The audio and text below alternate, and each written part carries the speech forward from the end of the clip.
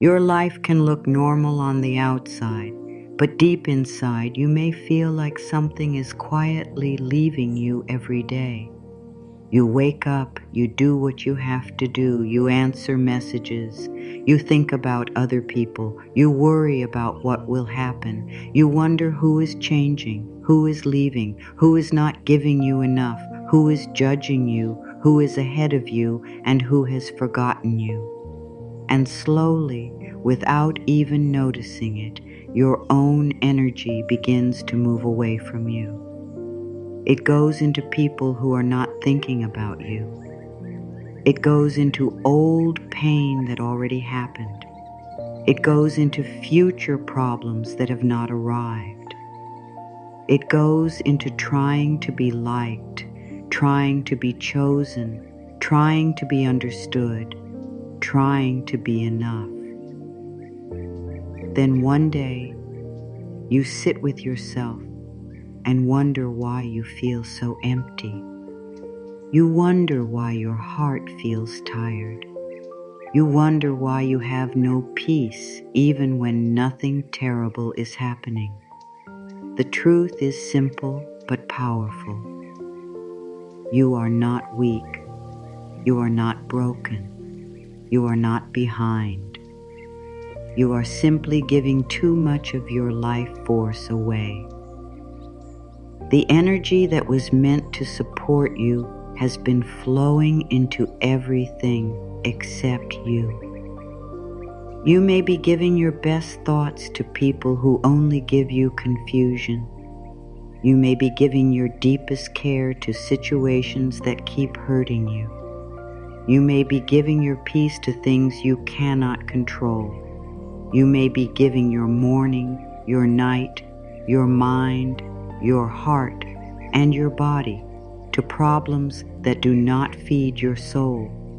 And because your energy is always moving outward, you feel like you are never fully at home inside yourself. You may smile, but your spirit feels far away. You may keep going, but your inner world feels heavy. You may say you are fine, but a part of you knows that you have been living outside yourself for too long. There comes a time when life begins to speak to you through tiredness. Not the kind of tiredness that sleep can fix, but the deeper tiredness that comes from not honoring yourself. This kind of tiredness comes when you keep saying yes while your soul is asking for rest. It comes when you keep explaining your heart to people who do not listen. It comes when you keep trying to prove your worth to people who make you feel small. It comes when you give your time, your care, and your love, but you do not give the same kindness back to yourself. This is when your body may feel heavy, your mind may feel noisy, and your heart may feel like it is carrying more than it should. Your spirit is not trying to punish you, it is trying to call you back. Many people think their life will change when someone finally treats them better, when money finally comes, when the right person finally appears, when the past finally stops hurting, or when the world becomes easier. But the deeper change begins when your energy returns to you. It begins when you stop placing your peace in other hands. It begins when you stop waiting for someone else to give you permission to feel worthy. It begins when you stop chasing signs from outside and start listening to the voice within. The world can only give you so much when you are not fully present with yourself. But when you return to yourself, even small things begin to feel different. A quiet morning feels softer. A simple breath feels deeper. A choice feels clearer. A door that used to feel closed may begin to open because your energy is no longer scattered in every direction. When you put your energy back into yourself, you are not becoming cold. You are not becoming selfish. You are not closing your heart. You are simply remembering that your heart also needs a place to rest. You are remembering that love does not mean losing yourself. You are remembering that caring for others does not mean forgetting your own needs. You are remembering that you are allowed to protect your peace. You are allowed to choose what feels calm. You are allowed to stop reaching for what keeps pulling you away from your center. When you bring your energy home, you begin to attract better things because you are no longer begging life from a place of emptiness. You are meeting life from a place of inner fullness. There is a quiet power that comes when you decide to stop abandoning yourself. It may not look dramatic from the outside. You may not need to make a big announcement. You may not need to explain it to everyone. It begins in small, private choices. You stop reading the same message 10 times, trying to find love in it. You stop checking for signs that someone cares. You stop forcing yourself to stay where your heart feels unsafe. You stop giving your thoughts to people who only bring stress. You stop asking, "Why are they like this?" and begin asking, "Why am I still giving my peace to this?" That one question can change everything, because the moment you ask it, your power begins to return. Your energy is sacred because it is the force behind your thoughts, your choices, your health, your mood, your dreams, and your ability to receive good things. When your energy is low, even blessings can feel heavy. Even love can feel confusing. Even simple tasks can feel hard. But when your energy is cared for, your whole life begins to respond. You may become more patient. You may hear your inner guidance more clearly. You may feel stronger in places where you once felt weak. You may begin to notice what supports you and what drains you. This is not magic in a faraway sense. This is the natural result of coming back into harmony with yourself. You may have spent years pouring your energy into fixing, waiting, proving, and pleasing. You may have learned that your value comes from being useful to others. You may have believed that if you give enough, love will stay. You may have believed that if you try hard enough, people will finally understand you. But there is a deeper truth waiting for you now. Your worth does not grow when someone approves of you. Your worth does not shrink when someone leaves. Your worth is not held inside another person's mood. It is not held inside a message, a call, a job, a number, a relationship, or a result. Your worth lives within you. And when you begin to live from that truth, you stop giving your energy away as if you must earn your place in the world. Putting your energy back into yourself means you stop treating yourself like an empty room that everyone else can walk through whenever they want. It means you become aware of what enters your mind, what touches your heart, and what takes from your spirit. It means you notice how you feel after certain talks, certain thoughts, certain habits, and certain people. It means you stop ignoring the quiet signs your soul has been giving you. When something keeps making you anxious, your spirit is speaking. When something keeps making you feel small, your spirit is speaking. When something keeps pulling you away from peace, your spirit is speaking. And when you listen, you begin to heal. The world around you may keep moving fast, but your soul does not heal through pressure. Your soul heals through love, patience, truth, and gentle self-respect. You do not need to force yourself into a new life overnight. You only need to begin turning your attention back toward yourself. Ask yourself, where is my energy going today? Ask yourself, is this thought helping me or hurting me?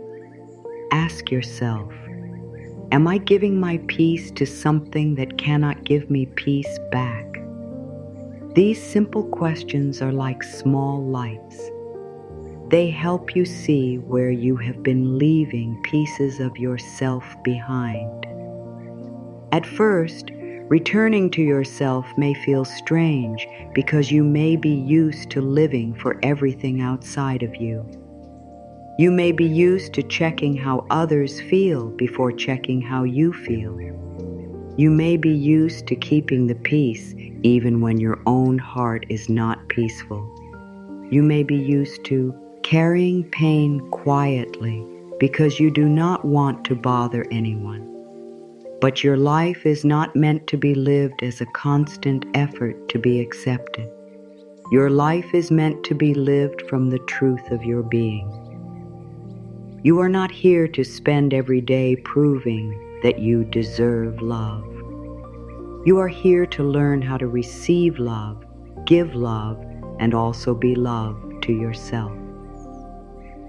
The hook of this whole message is this: the better things you want are not only waiting outside you, they are also waiting for the version of you who has stopped leaking energy into what drains the heart.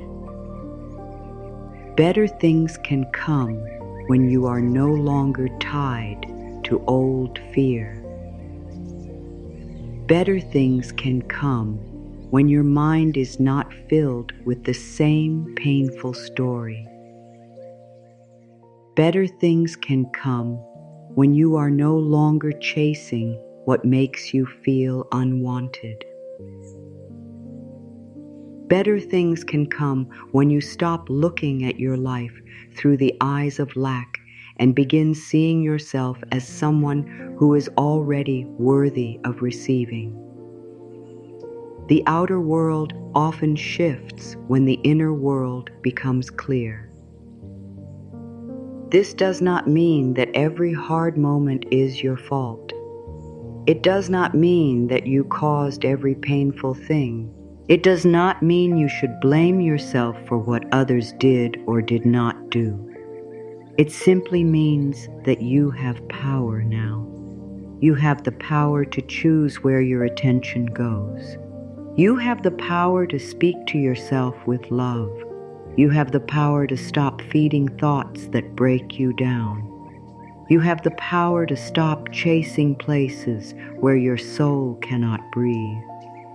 You have the power to come back to your own heart and say, I am here now. I will not leave myself again. The moment your energy begins to return, you may notice a quiet shift. You may not need as much approval. You may not feel the same need to explain yourself. You may stop answering every pull from the outside. You may become more careful with what you give your time to. You may begin to enjoy your own company. You may start feeling that peace is not something you must beg for, but something you can choose again and again. And this is where attraction changes. Because you are no longer sending out the energy of fear, need, and hurry. you begin sending out the energy of trust, calm, and self-respect. Life responds to the way you hold yourself. When you hold yourself with care, you stop accepting what keeps hurting you.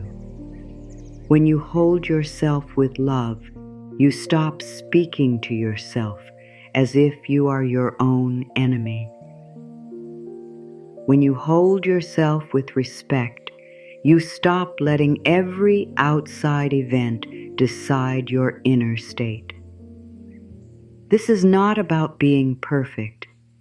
This is about becoming present. It is about becoming aware of the moments when your energy leaves you and gently calling it back. It is about choosing yourself in the small ways that no one else may see. It is about making your inner world a safe place to live. You may have been waiting for life to bring you something better, but life may be waiting for you to stop pouring your spirit into what is already empty. A closed door cannot receive your energy forever.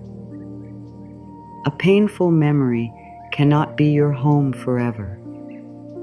A person who does not value you cannot be the place where you keep leaving your light. Your energy belongs with you first. From there, you can love more clearly. From there, you can choose more wisely. From there, you can create more freely. From there, you can attract from peace instead of pain. The first step is not to change the whole world. The first step is to notice. Notice where your mind goes when you wake up. Notice who gets your first thoughts. Notice what makes your body tense. Notice what you keep replaying. Notice what you keep hoping will finally change. Notice where you feel drained after giving too much. This noticing is not judgment. It is awareness. And awareness is the beginning of healing. When you see where your energy has been going, you can begin to bring it back. Your energy is not endless when you keep giving it without care. Even a loving heart needs rest. Even a strong person needs gentleness. Even a giving soul needs boundaries. If you keep pouring from an empty place, you may begin to feel angry, sad, tired, or lost. Not because you are a bad person, but because your spirit is asking for balance. You are allowed to care without carrying everything. You are allowed to love without losing yourself. You are allowed to help without becoming empty. You are allowed to be kind and still choose peace. This is the beginning of attracting better things. Not by forcing, not by begging, not by running after what is not meant for you, but by becoming whole again inside yourself. When your energy is with you, you become clearer. When you become clearer, your choices become better. When your choices become better, your life begins to reflect that change. Better things do not always arrive as something loud. Sometimes, better things begin as a calm heart, a stronger boundary, a peaceful night, a clear no, a gentle yes, a new thought, a softer breath, a quiet trust that you are no longer leaving yourself behind. The main problem is not always that life is against you. Many times, the deeper problem is that your energy is scattered. One part of you is in the past, thinking about what happened. Another part of you is in the future, worrying about what might happen. Another part of you is in someone else's mind, wondering what they think. Another part of you is in a situation you cannot control, trying to fix it again and again through thought. By the time you come back to the present moment, there is very little of you left for yourself. This is why you may feel tired even when your body has rested. Your body may be sitting in one place, but your energy has been traveling everywhere. Scattered energy can look normal from the outside. You may still work. You may still answer calls. You may still care for others. You may still smile. But inside, you feel pulled in many directions. You may start one task and then remember something painful. You may sit down to rest and suddenly feel guilty. You may try to enjoy the day, but your mind keeps going back to what someone said. You may tell yourself to stop overthinking, but the thoughts keep coming. This is not because you are weak. It is because your energy has not been trained to stay with you. It has been trained to run toward problems, fear, approval, and old pain. Overthinking is one of the most common ways energy becomes scattered. The mind takes one small thing and turns it into a whole world. A message that was not answered becomes a story about being unwanted. A small mistake becomes a story about failure. A quiet day becomes a story about something going wrong. A change in someone's tone becomes a story about rejection. The mind begins to create problems before life has even shown them to you. And every time you follow those thoughts, your energy leaves your body and enters a place that is not real in the present moment. You are not living what is happening. You are living what the mind is afraid might happen. This is why peace cannot grow in a mind that keeps feeding fear. Peace needs your attention. Peace needs your trust. Peace needs your choice to stop giving every thought the power to lead you. You may not be able to stop every thought from appearing, but you can stop treating every thought like truth. A thought can appear without becoming your home. A worry can visit without becoming your identity. A fear can rise without becoming your guide.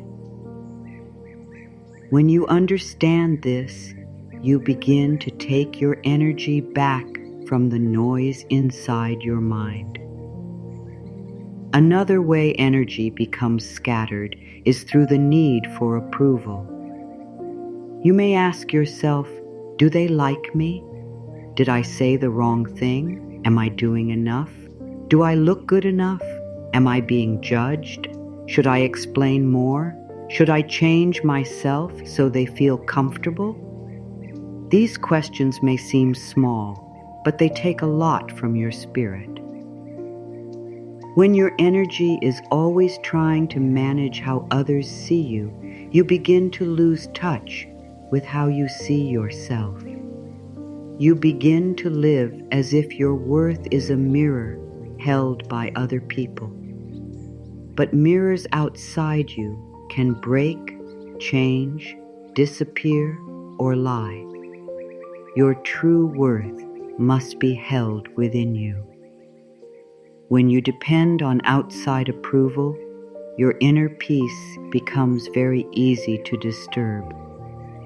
A kind word may lift you for a moment. A cold reply may crush you for hours. A little praise may make you feel worthy. A little silence may make you question everything. This is not freedom. This is giving your emotional life to the outside world.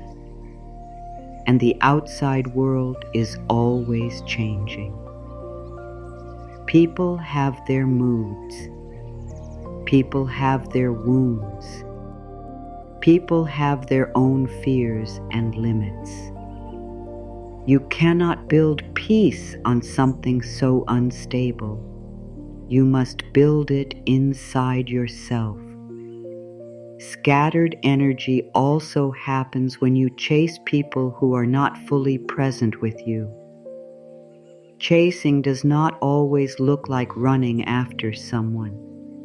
Sometimes chasing looks like waiting all day for one sign of care. Sometimes it looks like trying to become more low, valuable, so someone will finally choose you. Sometimes it looks like accepting less than you need because you are afraid to lose what little you have.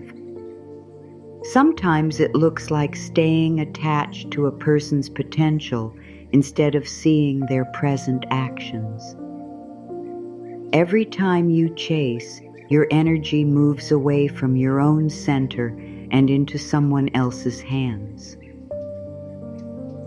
The painful part is that chasing often feels like love, but many times it is fear. It is the fear of being left, the fear of not being enough, the fear that if you stop trying, nothing will remain. But real love does not ask you to abandon your spirit. Real love does not require you to beg for peace. Real love does not make you feel like you must shrink to be kept. When something keeps pulling you away from your own worth, it may not be love that is guiding you. It may be an old wound asking to be healed. Your energy becomes scattered when you try to control everything. You try to control how someone feels. You try to control the timing of a result. You try to control what people think. You try to control how the future unfolds. You try to control whether pain will happen again. This comes from a very human place. You want to feel safe. You want to avoid loss. You want to protect your heart. But control can become a cage. The more you try to control what is outside you, the more tense you become inside. And the more tense you become, the harder it is to hear your inner guidance. There is a difference between wise action and anxious control. Wise action feels clear. It comes from self-respect. It says, "This is what I can do today." Anxious control feels tight. It comes from fear. It says, "I must make everything happen exactly my way, or I will not be okay." When you live from anxious control, your energy never rests. Even when things are fine, your mind looks for the next problem. Even when someone is kind, your fear looks for proof they will change. Even when life gives you a gift, your worry asks how long it will last. This kind of living drains the soul. Scattered energy makes your life feel scattered because your outer choices often follow your inner state. When you are unclear inside, you may choose from fear. You may say yes when you mean no. You may stay when your heart wants to leave. You may rush when your spirit asks for patience.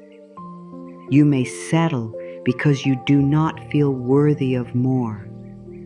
You may push away good things because peace feels unfamiliar. You may keep repeating the same patterns because your energy is still tied to old beliefs. The outside does not change much when the inside is still running on the same fear. This is why coming back to yourself is not just a soft idea. It is a life-changing practice. It means gathering the pieces of your attention that have been spread across too many places. It means calling your mind back from the past. It means calling your heart back from people who cannot hold it with care. It means calling your power back from the future. It means calling your worth back from approval. It means calling your peace back from situations you cannot control. Little by little, you begin to feel more whole. One simple way to know where your energy is going is to notice what you keep thinking about when nothing is happening. When the room is quiet, where does your mind go? Does it go to fear? Does it go to someone who hurt you? Does it go to what is missing? Does it go to what others have? Does it go to all the ways life could go wrong? Your repeated thoughts show you where your energy is being sent. And once you see it, you can gently choose again. You can say, I do not need to keep feeding this thought. I bring my energy back to myself. This is not about fighting your mind. Fighting the mind often creates more noise. This is about leading the mind with love. When a fearful thought appears, you do not have to hate yourself for it. You can notice it and return. You can breathe and return. You can place your attention on your body and return. You can remind yourself, this is only a thought. I do not have to build my life around it. The more you practice this, the more your energy learns where home is. Your body often knows when your energy is scattered before your mind admits it. You may feel pressure in your chest. You may feel tightness in your stomach. You may feel tired in your face. You may feel heavy in your shoulders. You may feel restless even while sitting still. The body keeps score of where your attention has been living. When you constantly worry, chase, fear, and overgive, the body feels it. This is why healing is not only about thinking better thoughts. It is also about slowing down enough to feel yourself again. When you are scattered, even your blessings can feel far away. You may have food, shelter, people around you, small chances, and quiet gifts, but your mind may be so focused on what is missing that you cannot receive what is present. This is one of the hidden costs of scattered energy. It makes the present moment feel empty, even when life is offering something. It makes love feel unsafe, rest feel wrong, and hope feel risky. But when your energy returns, you begin to notice what is already here. You begin to see that life has not only been taking from you, it has also been trying to support you in small ways. Scattered energy can also show up as comparison. You look at someone else's life and suddenly your own life feels less valuable. You see someone growing faster, looking happier, receiving more, and your mind begins to say, "Why not me?" A little comparison can become a heavy cloud over your spirit. You forget your own timing, you forget your own path, you forget your own quiet progress. You give your energy to another person's journey instead of watering your own. But your life cannot bloom through comparison. It blooms through attention, care, patience, and trust. Every time you compare, you leave yourself. Every time you judge your journey against someone else's, you step away from your own power. You do not know what another person had to carry. You do not know what is behind their picture, their smile, their success, or their moment. But you do know this: your energy is needed in your own life. Your dreams need your attention. Your heart needs your care. Your body needs your kindness. Your future needs your belief. If you spend your energy watching another path, you may miss the quiet beauty of your own. Another sign of scattered energy is the feeling that you are always behind. Behind in love. Behind in success. Behind in healing. Behind in life. This feeling can make you push yourself harder, judge yourself more, and forget that growth is not the same for everyone. Your soul does not move on the world's schedule. Your healing does not follow someone else's clock. You are not late because you are learning. You are not failing because your path is taking time. But when your energy is scattered, the mind turns time into pressure. It says, "You should already be there." The Spirit says, "Come back here first. Come back to this breath. Come back to this day. Come back to this choice. Come back to the one thing you can do with love. Come back to your own heart before trying to fix the whole future."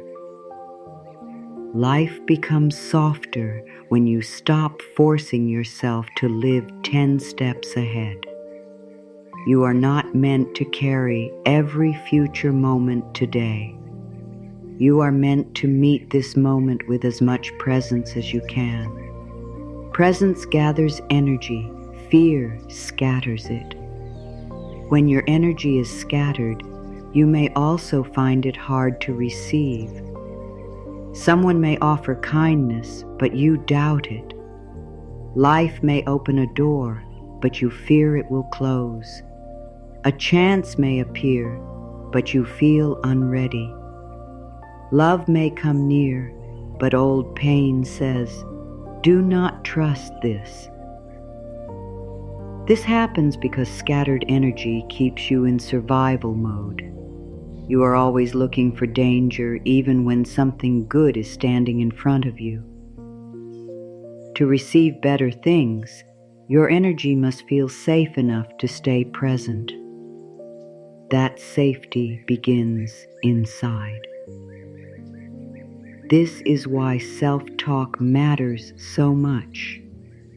The words you speak inside can either scatter your energy or bring it back. If you keep saying, "I am not enough," your energy sinks. If you keep saying, "Nothing works for me," your heart closes. If you keep saying, "I always lose," your mind begins to expect loss. But if you begin to speak with care, even gently, something shifts. I am learning. I am returning to myself. I am allowed to feel peace. I do not have to chase. I can choose better one step at a time. These words are not empty, they are seeds. They teach your inner world a new way to feel. The goal is not to never think a negative thought again. The goal is to stop giving negative thoughts the keys to your whole life. You can have a hard moment and still be healing. You can feel fear and still choose love. You can feel tired and still come back to yourself. You can feel unsure and still take one peaceful step. Scattered energy becomes gathered not through force, but through repeated, gentle return. There is great power in deciding that not everything deserves your energy. Not every opinion deserves a reaction. Not every memory deserves another hour of your life. Not every fear deserves your belief. Not every person deserves access to your deepest self. Not every delay means denial. Not every closed door means rejection. Some things are simply asking you to stop pouring your life into them. When you understand this, you begin to feel lighter. You begin to see that peace is not found by answering every pull. Peace is found by choosing which pulls no longer get to lead you. Your energy is scattered when your inner world is full of unfinished conversations. Things you wish you said. Things you wish someone understood. Things you keep replaying. But sometimes healing does not come from having the perfect conversation outside. Sometimes healing comes from making peace inside. You may not receive the apology. You may not get the explanation. You may not be understood by the person you wanted to understand you. But you can still stop letting that moment hold your energy. You can still say, I release my need to keep living there. That is not weakness. That is freedom. To gather your energy, you must become honest about what drains you. Some habits drain you. Some conversations drain you. Some thoughts drain you. Some places drain you. Some memories drain you. Some hopes drain you because they are tied to things that keep breaking your heart. Honesty may feel uncomfortable at first, but it is deeply healing. You cannot call your energy back if you keep pretending nothing is taking it. You cannot protect your peace if you keep calling your pain normal. You cannot move into better things if your spirit is still tied to what keeps making you feel less than whole. Scattered energy creates scattered attraction. When your inner state is full of fear, need, hurry, and confusion, you may attract more situations that match that feeling. You may attract people who are unsure because you are unsure of your own worth. You may attract delays because your energy is divided. You may attract heavy situations because part of you believes life must be hard. But as your energy becomes centered, your choices change, your boundaries change, your words change, your patience changes, your belief changes. And when these things change, what you allow into your life also changes. Your energy is like a quiet signal you carry everywhere. It speaks before your words. It shapes the way you see life, the way you make choices, the way you receive love, the way you respond to problems, and the way you move through each day. This does not mean you control every single thing that happens. Life is bigger than one thought or one feeling, but your energy does influence how you meet life, what you keep choosing, what you allow, what you expect, and what you notice. When your inner world is full of fear, pressure, and need, life can feel hard, even when there is a way forward. When your inner world carries peace, love, and self-respect, life may still bring challenges, but you meet them from a stronger place. Your experience of life is not only made from events, it is also made from the meaning you give to those events. Two people can face the same delay, but one may see it as failure while the other sees it as redirection. Two people can experience silence, but one may feel rejected while the other may choose to rest in trust. Two people can meet a closed door, but one may say, "Nothing good happens for me," while the other may say, "Something better may be forming." The event may look the same, but the inner energy changes the experience. This is why your energy matters so much. It becomes the lens through which you look at everything. If you carry fear, even good things can feel unsafe. Someone may treat you with care, but fear may whisper that it will not last. A chance may come, but fear may say you will fail. A peaceful moment may arrive, but fear may search for the next problem.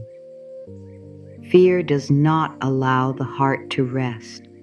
It keeps the mind scanning, checking, doubting, and preparing for pain.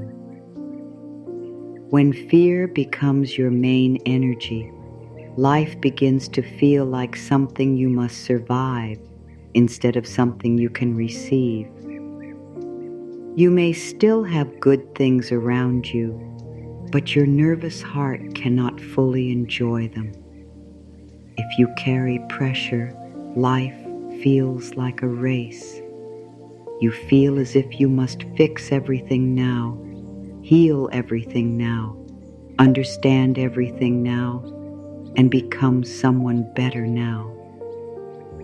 Pressure makes you believe that where you are is not enough. It turns growth into punishment. It turns healing into a task. It turns dreams into stress. It makes rest feel like laziness and patience feel like failure. But your soul does not open under constant pressure. It opens when you treat yourself with love. Growth that comes from self-hate does not bring peace. It only creates a new form of tension. True change begins when you stop attacking yourself and start supporting yourself. If you carry need, you may look at life from a place of lack. You may need someone to reply so you can feel calm. You may need someone to choose you so you can feel worthy. You may need a result to happen quickly so you can feel safe. You may need everyone to understand you so you can feel accepted. But when your peace depends on everything outside you, you become easy to shake. Need says, "I cannot be okay unless this happens." Inner power says, "I can return to myself no matter what happens." This does not mean you stop wanting love, success, or good things. It means you stop making your worth depend on them. When your energy shifts toward peace, you begin to experience life differently. Peace does not mean there are no problems. Peace means that you are no longer fighting yourself through every problem. Peace means you can breathe before reacting. Peace means you can wait without falling apart. Peace means you can say no without drowning in guilt. Peace means you can let something leave without believing your life is over. Peace means you trust that your value remains even when the outside world changes. This kind of peace becomes a quiet strength. It helps you see clearly. It helps you choose wisely. It helps you stop turning every moment into a battle. Love also changes your experience. Not only love from another person, but the love you give yourself. When you speak to yourself with love, your inner world becomes safer. When your inner world becomes safer, you stop needing to escape yourself. You stop needing constant noise, constant approval, and constant proof. You can sit with your own heart. You can listen to your own needs. You can forgive yourself for not knowing better before. You can support yourself through change. Self-love is not just saying kind words. It is the choice to treat your own life as something precious. Self-respect is one of the strongest energies you can carry. Self-respect changes what you accept. It changes how long you stay in places that hurt. It changes how much you explain. It changes how you respond to mixed signals, broken promises, and one-sided effort. Self-respect does not need to shout.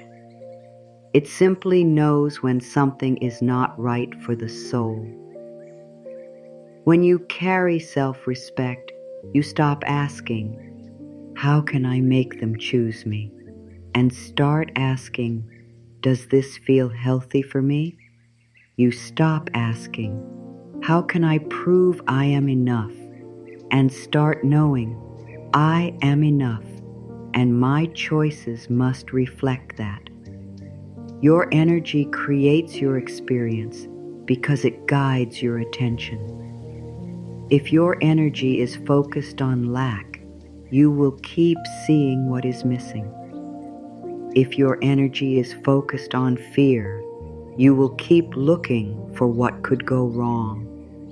If your energy is focused on old pain, you will keep finding signs that life will hurt you again. But when your energy begins to focus on healing, you start seeing chances to grow. When it focuses on peace, you start noticing what supports calm. When it focuses on self-worth, you start recognizing what matches your value and what does not. This is why changing your inner energy is not about pretending. It is not about denying pain. It is not about acting happy when your heart is hurting. It is about choosing not to build your whole identity around pain. You can honor what happened without letting it define what comes next. You can feel sadness without becoming hopeless. You can admit fear without obeying it. You can say, "This hurt me, but I am still worthy of good things." That kind of statement is powerful because it opens a new path inside you. The energy you carry also shapes your choices. A person who feels unworthy may keep choosing people who confirm that belief. A person who feels guilty for having needs may keep saying yes when they are tired. A person who fears being alone may stay in situations that bring more pain than peace. A person who believes good things are hard to receive may push away blessings without knowing it. But when the inner energy changes, the choices begin to change too. You may start choosing rest instead of overgiving, truth instead of pretending, peace instead of drama, self-respect instead of chasing, trust instead of panic. Better things are attracted not only by wishing, but by becoming aligned with them. To become aligned means your inner life and outer choices begin to match the kind of life you say you want. If you want peace, you begin to stop feeding drama. If you want love, you begin to stop accepting coldness as normal. If you want abundance, you begin to stop speaking about yourself as powerless. If you want healing, you begin to stop reopening the same wound through thought. Alignment is when you stop asking for one thing while giving your energy to its opposite. For example, if you say you want calm, but every day you feed thoughts that make you feel unsafe, your energy is not yet moving with calm. If you say you want love, but you keep giving yourself harsh words, your energy is not yet moving with love. If you say you want better relationships, but you keep choosing people who make you feel invisible, your energy is not yet moving with self-respect. This is not said to blame you. It is said to awaken you. Because once you see where your energy is going, you can begin to choose differently. The world often reflects what you believe you are allowed to receive. If deep inside you believe you must struggle for love, you may keep accepting love that feels hard. If you believe you must prove your worth, you may keep placing yourself in situations where you are never fully seen. If you believe peace is too good to be true, you may feel uncomfortable when life becomes calm. These beliefs may have started long ago, but they do not have to rule the rest of your life. You can begin to teach your energy a new truth. You can begin to say, I am allowed to receive without suffering. I am allowed to be loved without chasing. I am allowed to grow without hating myself. Your energy changes when your inner words change. The mind listens to what you repeat. If you repeat fear, fear grows familiar. If you repeat lack, lack feels normal. If you repeat shame, shame becomes the way you see yourself. But if you repeat love, patience, worth, and trust, your inner world begins to soften. At first it may feel strange. A loving thought may feel false because the old painful thought has been repeated for so long. But do not confuse familiar with true. A belief can feel familiar and still be untrue. A new loving belief can feel strange and still be healing. You may have told yourself for years that you are too much, not enough, too late, too damaged, too hard to love, or too far behind. These thoughts can become heavy energy. They can affect how you walk into a room, how you speak, how you ask, how you receive, and how you dream. But none of these thoughts are the final truth of who you are. They are patterns, and patterns can change. The moment you begin speaking to yourself with more kindness, you begin changing the inner weather of your life. Your experience also changes when you stop seeing yourself as a victim of every outside action. You may not have chosen every painful thing that happened, but you can choose how you hold yourself now. You can choose not to keep handing your power to the past. You can choose not to let someone's lack of love become proof that you are unlovable. You can choose not to let one failure become your identity. You can choose not to let delay become despair. This choice may not change everything in one day, but it changes the direction of your energy.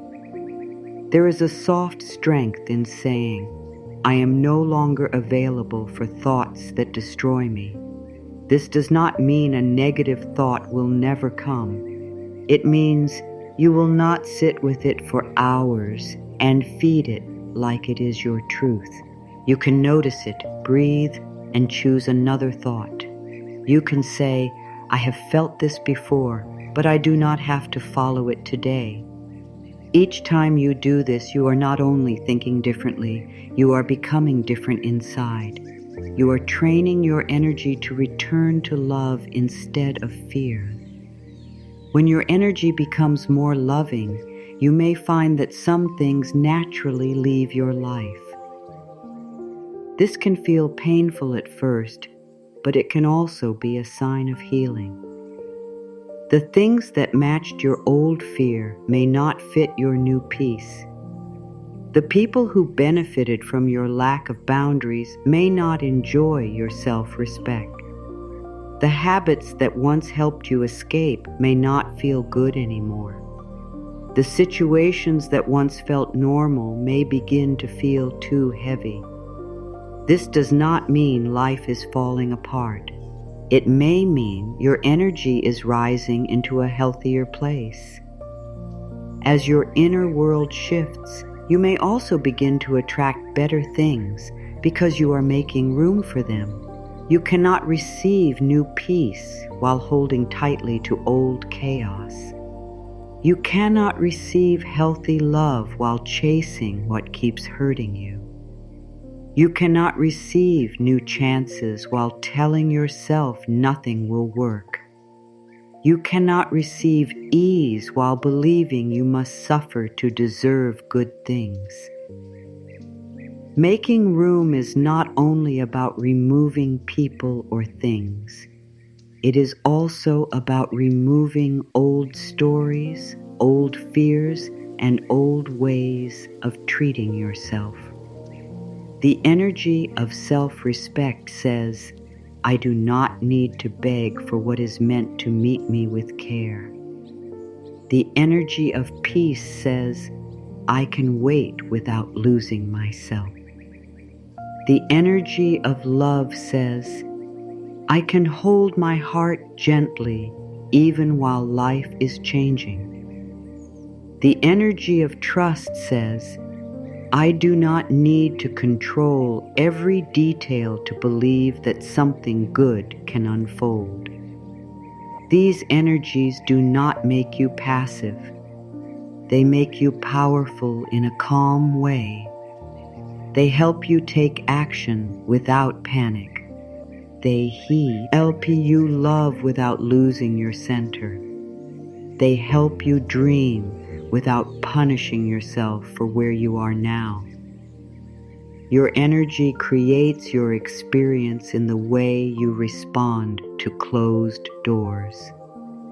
If you carry rejection, every closed door feels like proof that you are not wanted.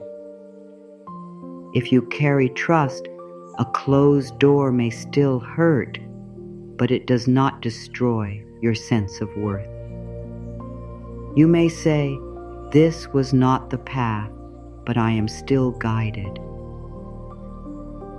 That one shift can protect your heart. It can stop one moment from becoming a whole story of defeat. It can help you keep walking without carrying shame. Your energy creates your experience in the way you receive love.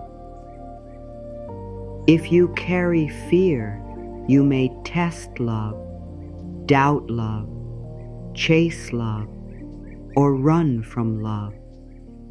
If you carry self-worth, you can receive love with more peace. You do not need to force it. You do not need to earn it through overgiving. You do not need to accept confusion as proof of passion. You can allow love to feel safe, honest, steady, and kind. And if something does not feel that way, your self-respect helps you see clearly. Your energy creates your experience in the way you meet money, work, and success. If you carry lack, every bill feels like a threat, every delay feels like failure, and every dream feels too far away. If you carry inner support, you can still face real challenges, but you do not turn them into proof that life is against you. You begin to ask, what is the next wise step? Instead of, why is everything impossible? This kind of energy opens the mind. It helps you notice options. It helps you move without fear, controlling every choice. Your energy creates your experience in the way you heal.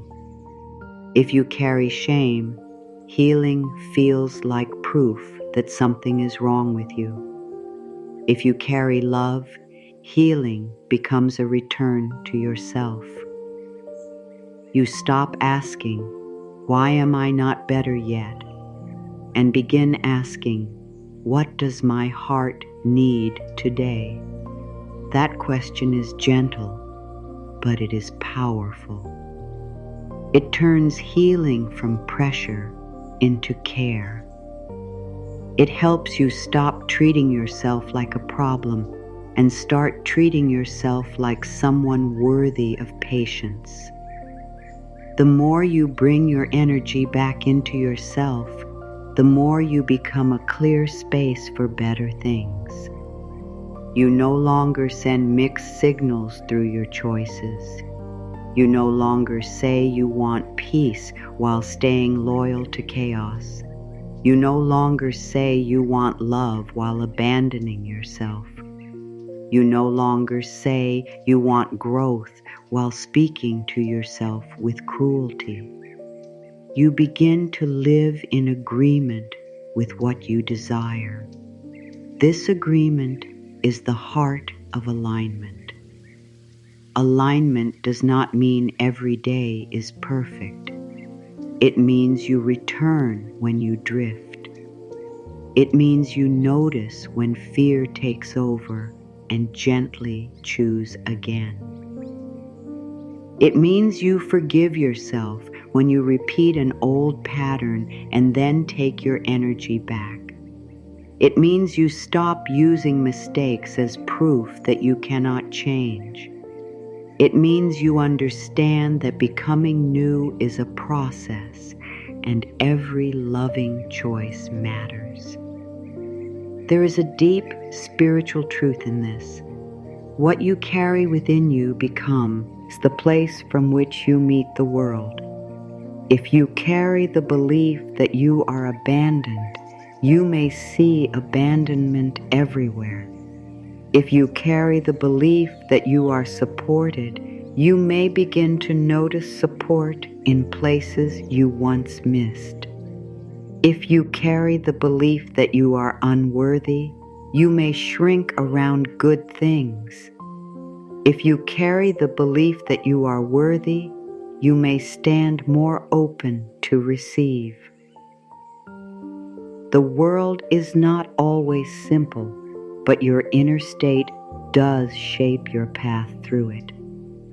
This is why putting your energy back into yourself is not a small act. It changes the way you live. It changes the way you speak. It changes what you accept. It changes what you expect. It changes how you pray, how you dream, how you rest. and how you love. When your energy is inside you, you become less controlled by outer noise. You become more guided by inner truth. You stop asking life to prove your worth and begin living from the knowing that your worth is already present. You do not need to chase better things from an empty place. You do not need to beg the world to see you. You do not need to hold tightly to what keeps taking from your peace. You can begin today by gathering your energy back from fear, from lack, from old stories, from people who cannot meet you with care, from future worries, and from the belief that you must struggle to deserve goodness. As you do, your inner world becomes lighter, and from that lighter place, you begin to notice that better things are not only something you attract, they are something you become ready to receive. There is a moment when your soul becomes tired of chasing. It may not happen loudly. It may not come with a big sign. It may arrive as a quiet feeling in your chest, a deep knowing that says, I cannot keep giving myself to what keeps taking from me. You may still care. You may still have love in your heart. You may still wish things were different. But something inside you begins to understand that chasing does not bring peace. Chasing makes your energy weak. Chasing makes your heart feel unsafe. Chasing makes you forget your own value while you keep trying to prove it to someone else, to a situation, or to life itself. Many people do not realize how much of their energy is spent chasing. They think they are simply trying. They think they are being loyal. They think they are showing love. They think they are being patient. But there is a difference between healthy effort and painful chasing. Healthy effort feels clear. It respects both people. It does not make you lose yourself. Painful chasing feels heavy. It makes you anxious, tired, confused, and small. It pulls you away from your center. It makes you feel as if your peace depends on something outside you finally changing. When you chase what drains you, you may be chasing attention. You may be chasing approval. You may be chasing a reply, a promise, a result, a sign, or a feeling you once had. You may be chasing an old version of something that no longer feels the same. You may be chasing the idea of what could be while ignoring what is actually happening. And the longer you chase, the more your energy leaves your own heart. You begin to live in waiting, waiting for someone to see you, waiting for someone to understand, waiting for a door to open, waiting for a situation to become soft, waiting for life to give you proof that you are worthy. But your worth should not be left waiting at someone else's door. Your peace should not depend on being chosen by what keeps making you feel uncertain. Your heart was not made to beg for gentle treatment. Your energy was not made to run after things that keep moving away from you. When something is truly meant to feed your spirit, it may still require patience and effort, but it will not constantly make you feel empty. It will not keep making you question your value. It will not ask you to break yourself just to keep it close. Chasing often begins when you forget that you are already enough. A part of you may believe, if I try harder, I will be loved. If I give more, I will be chosen. If I wait longer, they will understand. If I become better, life will finally open for me.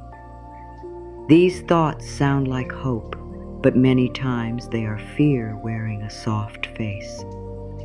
Fear says you must prove yourself.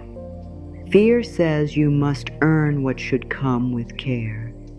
Fear says you must hold on tightly because nothing better will come. Fear says if you stop chasing, you will lose everything. But the truth is, when you stop chasing what drains you, you do not lose yourself. You begin to find yourself again.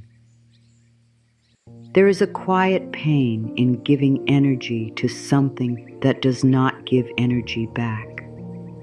You may pour love into a place that only gives confusion. You may pour hope into a situation that never becomes steady. You may pour time into people who only come close when it is easy for them. You may pour thoughts into problems that cannot be solved by thinking more.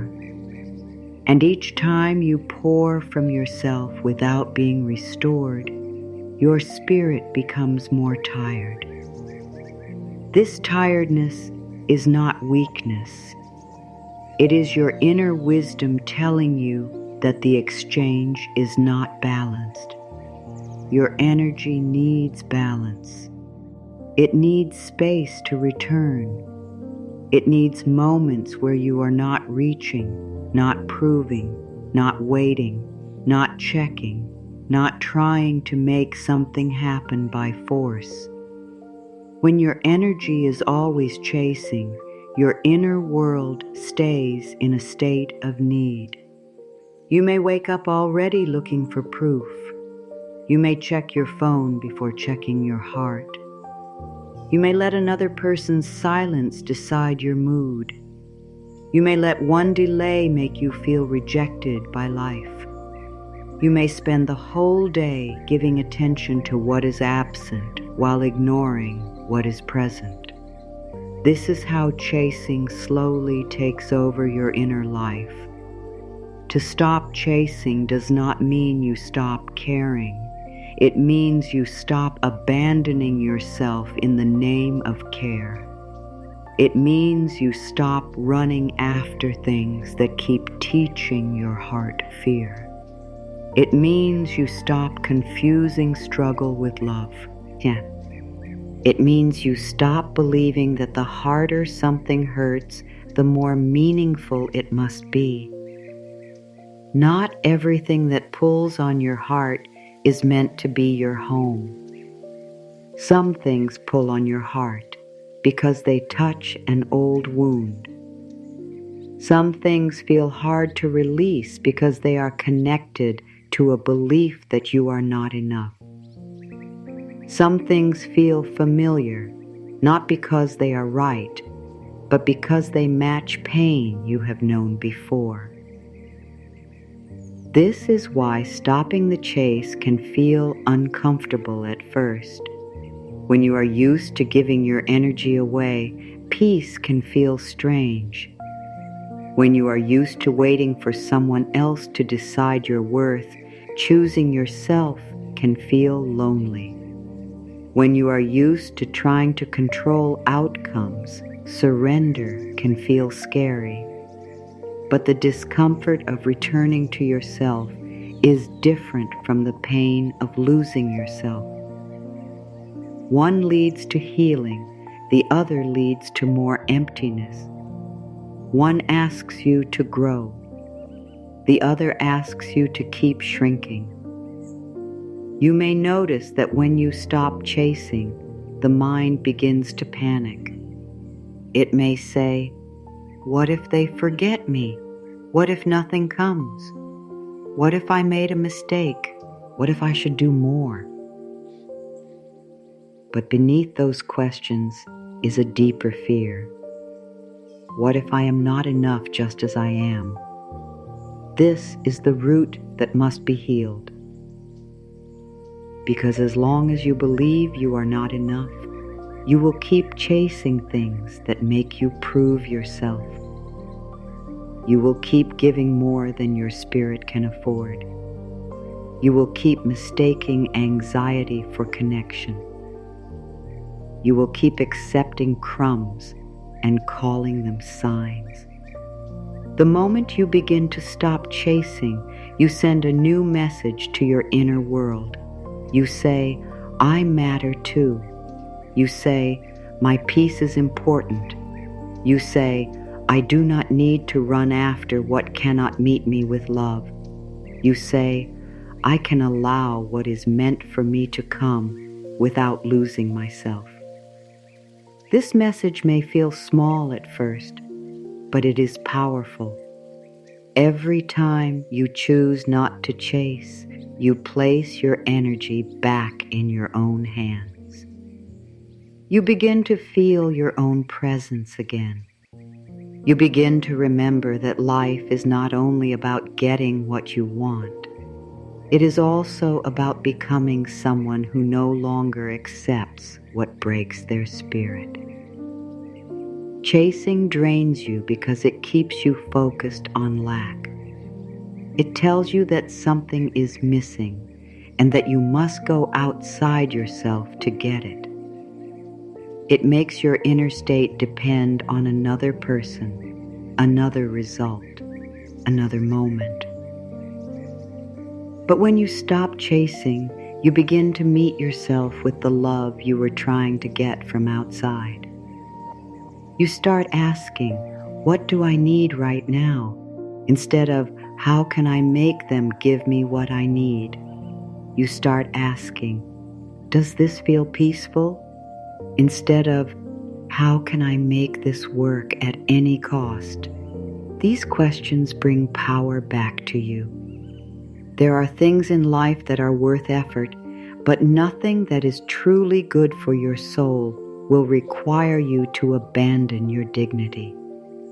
Love may ask for honesty, patience, and understanding, but it will not ask you to lose your self-respect. Success may ask for discipline, learning, and courage, but it will not ask you to hate yourself into becoming worthy.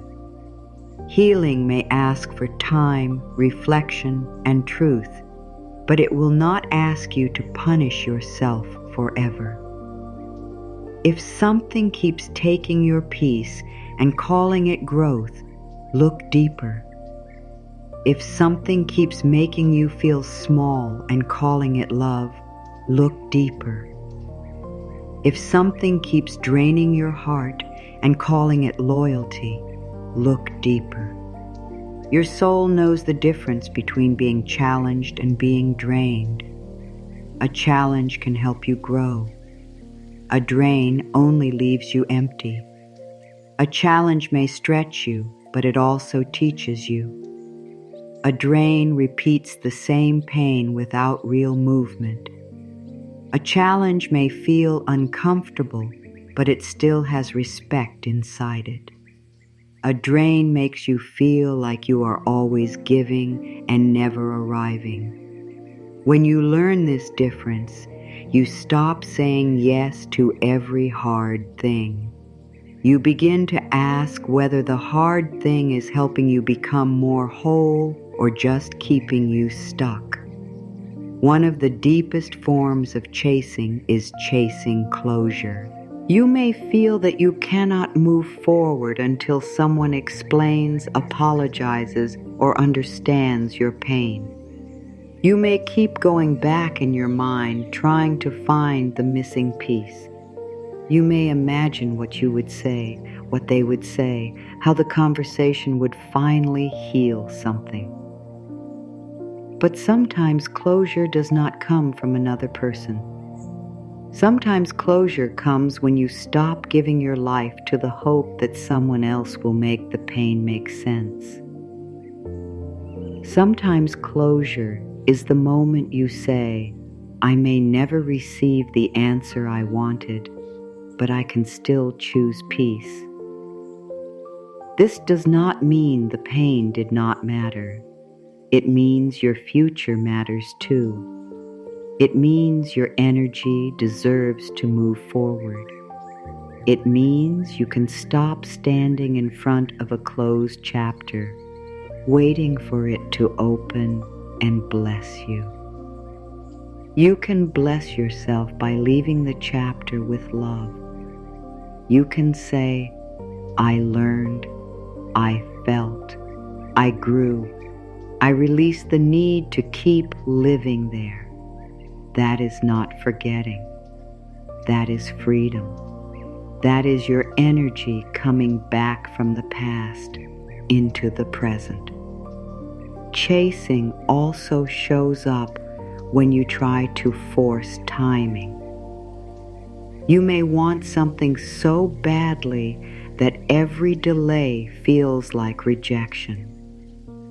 You may keep checking, pushing, worrying, and trying to make life move faster.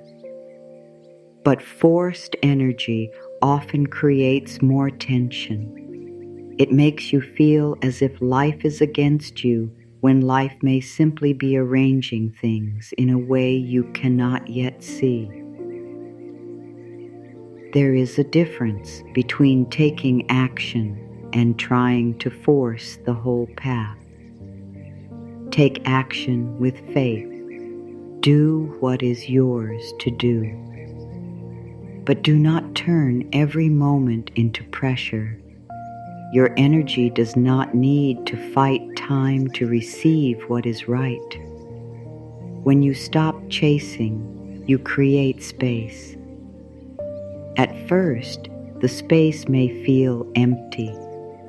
You may not know what to do with the energy that used to go into overthinking, waiting, and proving.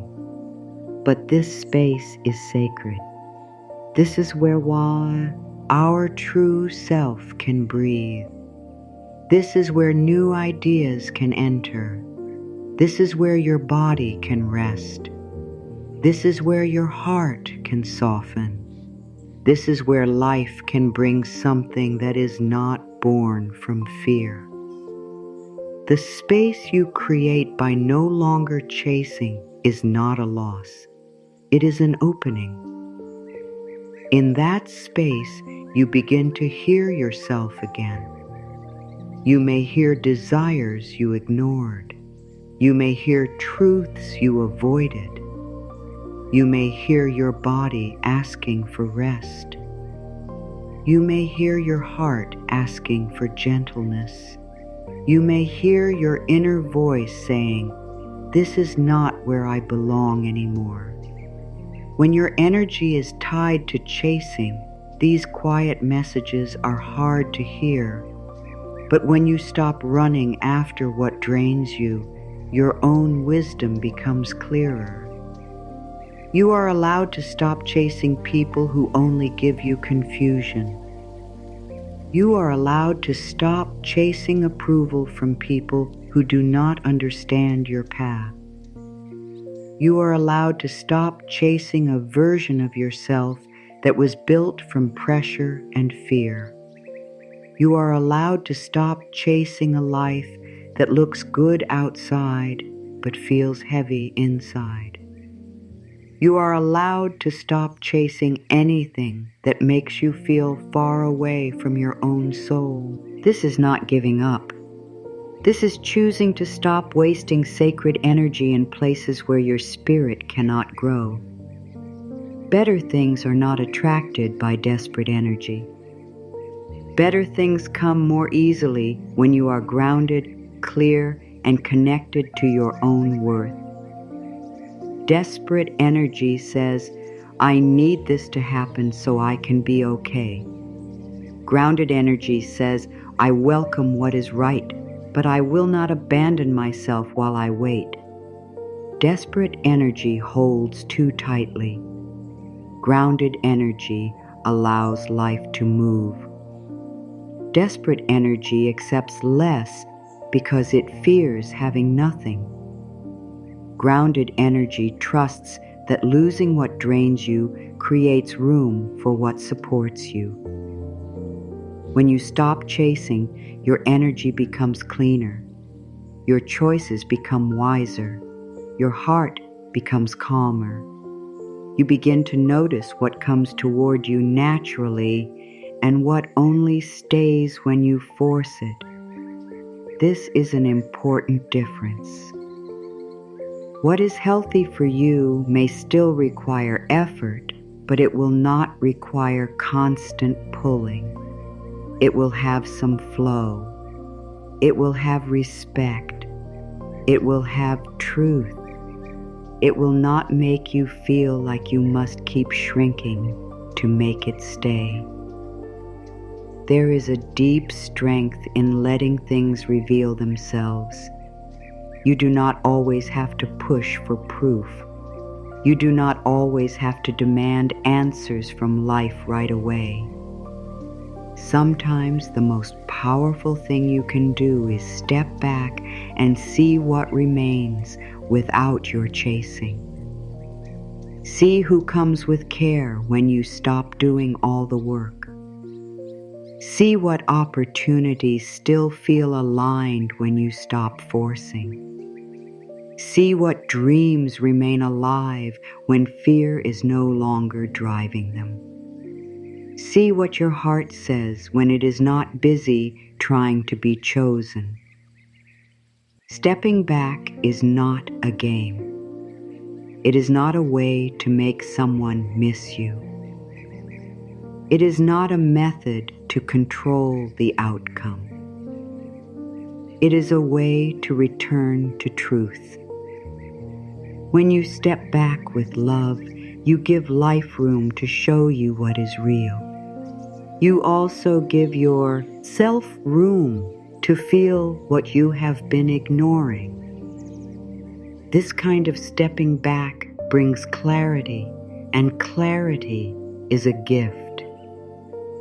It may not always show you what you wanted to see, but it will show you what you need to know. The more you stop chasing, the more you begin to understand that peace is a form of wealth. A calm mind is wealth. A rested body is wealth. A heart that does not beg is wealth. A life where you can breathe freely is wealth. You may have spent so long chasing outer things that you forgot how valuable inner peace is. But once you feel it again, you will not want to trade it for confusion. You will not want to give it away so easily. You will begin to protect it, not with anger, but with quiet respect. Stopping the chase does not happen once. It is a daily return. You may stop chasing in the morning and feel the pull again at night. You may feel strong one day and uncertain the next. This is normal. Your energy has followed old paths for a long time. Be gentle as you guide it back. Each time you choose yourself, the path home becomes stronger. Each time you do not answer the old pull, your inner power grows. Each time you refuse to pour your energy into what drains you, you teach your soul that it is safe to stay with you. You do not have to close your heart to stop chasing. In fact, when you stop chasing, your heart can become more open in a healthy way. It no longer opens from fear. It opens from truth. It no longer gives to be chosen. It gives because it is full. It no longer waits at doors that keep hurting it. It walks towards spaces where love feels peaceful, honest, and kind. This is the kind of heart that attracts better things. Not because it is perfect, but because it is no longer willing to lose itself for less than love. Before you try to fix everything outside you, come back to yourself first. Before you try to understand why something happened, come back to yourself first.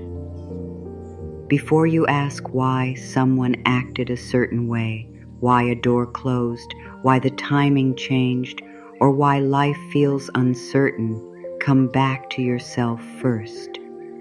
Your energy needs a home before it needs an answer. Your heart needs care before it needs a solution. Your spirit needs safety before it can clearly know what to do next. Coming back to yourself means you stop leaving your own inner world unattended. It means you stop treating yourself like the last person who deserves your love. It means you stop giving your best attention to problems and giving yourself only what is left. Many people live this way without knowing it. They check on everyone else. They think about everyone else. They worry about every possible outcome. They carry the mood of the room, the weight of the past, and the fear of the future. But when it comes to their own heart, they say, "Later, later I will rest. Later I will listen. Later I will heal. Later I will choose myself." But your soul has been waiting for you now. You are not selfish for returning to yourself. You are not wrong for your needing space. You are not cold for choosing peace. You are not unkind for honoring your own limits. Sometimes the most loving thing you can do is stop pouring from an empty place. When you care for yourself, your love becomes cleaner. It is not mixed with anger, guilt, or hidden exhaustion. It does not come from the fear of being rejected. It comes from a fuller place. This is why coming back to yourself is not only for you. It changes the quality of everything you give. To come back to yourself, begin with your body. Your body is always in the present moment, even when your mind is in the past or future. Your body tells the truth in simple ways. It tightens when something feels unsafe. It softens when something feels right. It becomes tired when you have pushed too far. It becomes restless when you keep ignoring what needs attention. If you listen, your body can become a guide. It may not give you a long speech, but it will show you where your energy is blocked, where your heart feels heavy, and where you need more care. Ask yourself how you really feel, not how you think you should feel. Many people skip this question because they are afraid of the answer. They are afraid that if they admit they are tired, they will have to rest. If they admit they are hurt, they will have to stop pretending. If they admit they are unhappy, they will have to make a change. But truth is not your enemy. Truth is the doorway back to yourself. You cannot heal what you keep hiding from your own awareness. You cannot support a heart you refuse to hear. Coming back to yourself may sound simple, but it can feel deep because many people have spent years living away from themselves. They learned to ignore their needs to keep peace. They learned to smile when they wanted to cry. They learned to say yes when the soul was saying no. They learned to be easy, useful, strong, quiet or pleasing so they would not be rejected. Over time, this can create a distance between who you are and how you live. Coming back to yourself is the gentle act of closing that distance. It begins when you stop asking only, "What do they need?" and begin asking, "What do I need too?" It begins when you stop asking, "Will they be upset?" and begin asking, "Am I betraying myself?" It begins when you stop asking, "How do I keep this?" and begin asking, "Does this keep my spirit safe?" These questions are not selfish. They are honest. They help you return to your own center. Coming back to yourself means you give yourself permission to feel. Not every feeling needs to be fixed right away. Some feelings simply need to be held with kindness. If sadness is there, you do not have to shame it. If anger is there, you do not have to fear it. If confusion is there, you do not have to rush it. Feelings are messages. They show you what matters, what hurts, what needs care, and what is asking for change. When you push them away, they do not disappear. They often become heavier. When you listen with love, they begin to soften. There is great healing in saying, "I hear myself."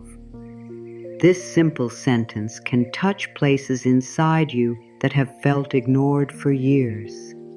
You may have wanted someone else to say it. You may have waited for someone to understand your pain perfectly. But there is a kind of healing that begins when you become the safe listener for your own heart.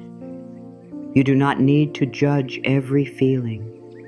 You do not need to explain every emotion.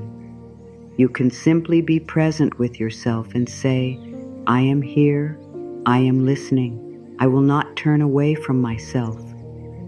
Coming back to yourself also means resting without guilt. Rest is not a reward you earn only after you have given everything away. Rest is a need. Rest is part of healing. Rest helps your energy return.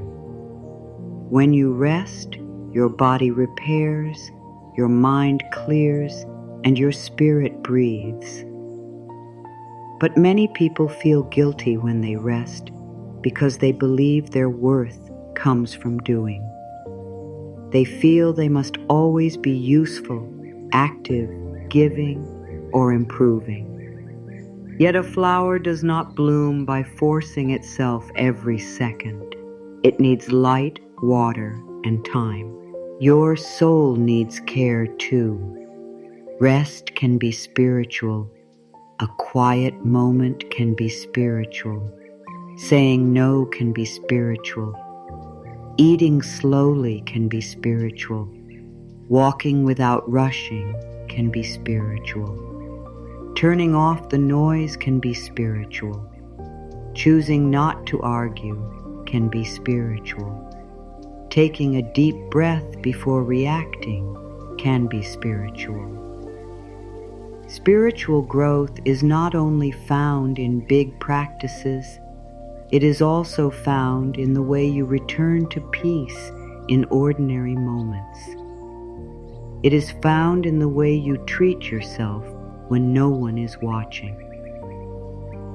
Coming back to yourself means you stop making your inner peace depend on outside permission. You do not need permission to slow down. You do not need permission to stop chasing. You do not need permission to want better. You do not need permission to protect your heart. You do not need permission to become quiet, clear, and whole.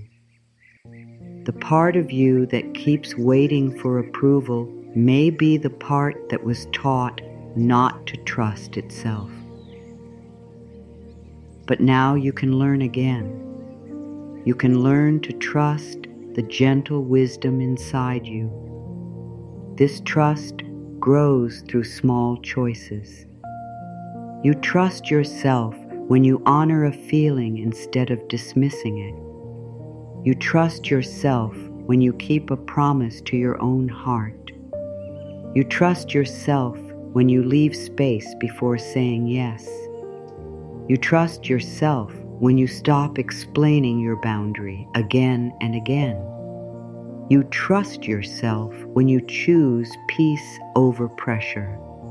These small acts may seem simple, but they rebuild your relationship with yourself. And that relationship is the base for everything else.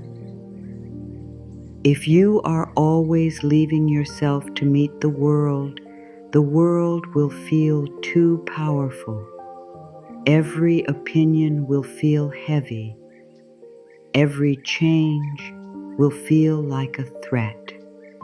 Every silence will feel personal. Every delay will feel like rejection.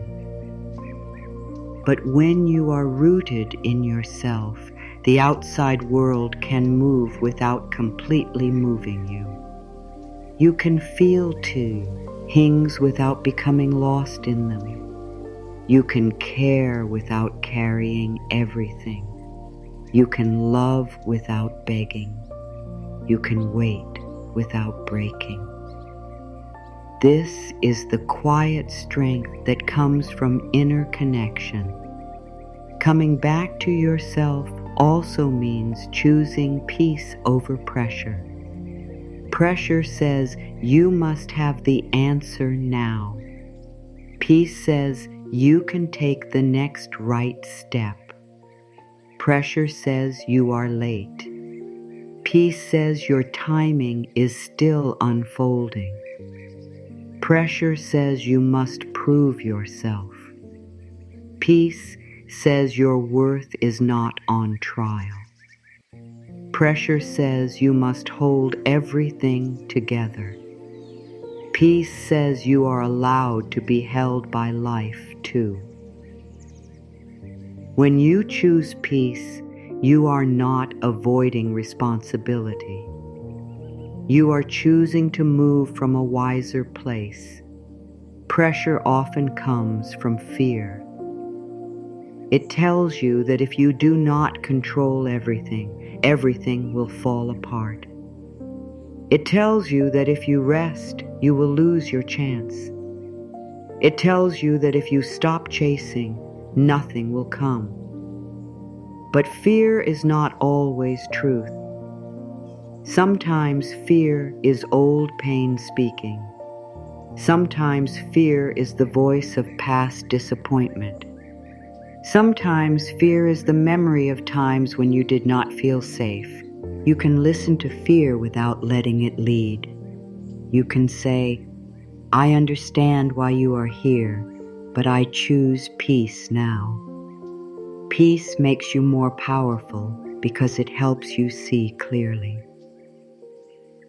When your mind is full of panic, you may choose from pain. You may send the message, take the offer, accept the treatment, or make the decision because you want the discomfort to end. But when you come back to yourself, you create space between feeling and action. In that space, wisdom can speak. You may still act, but your action comes from clarity, not fear. That is a very different energy. Coming back to yourself first means you stop living as if you must earn your own love. You do not need to be perfect to be kind to yourself. You do not need to have everything solved to be gentle with yourself. You do not need to be fully healed to respect yourself. You can be a work in progress and still be worthy of care. You can have questions and still be worthy of peace. You can make mistakes and still be worthy of love. Your worth is not waiting at the finish line. It is with you now. The journey back to yourself may ask you to release the habit of over-explaining. When you are not rooted in your own truth, you may feel a strong need to make everyone understand you. You may explain your choices, your feelings, your needs, and your boundaries again and again.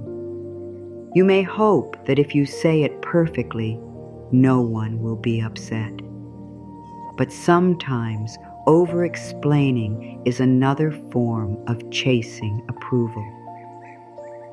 A clear heart does not need to turn every boundary into a long defense.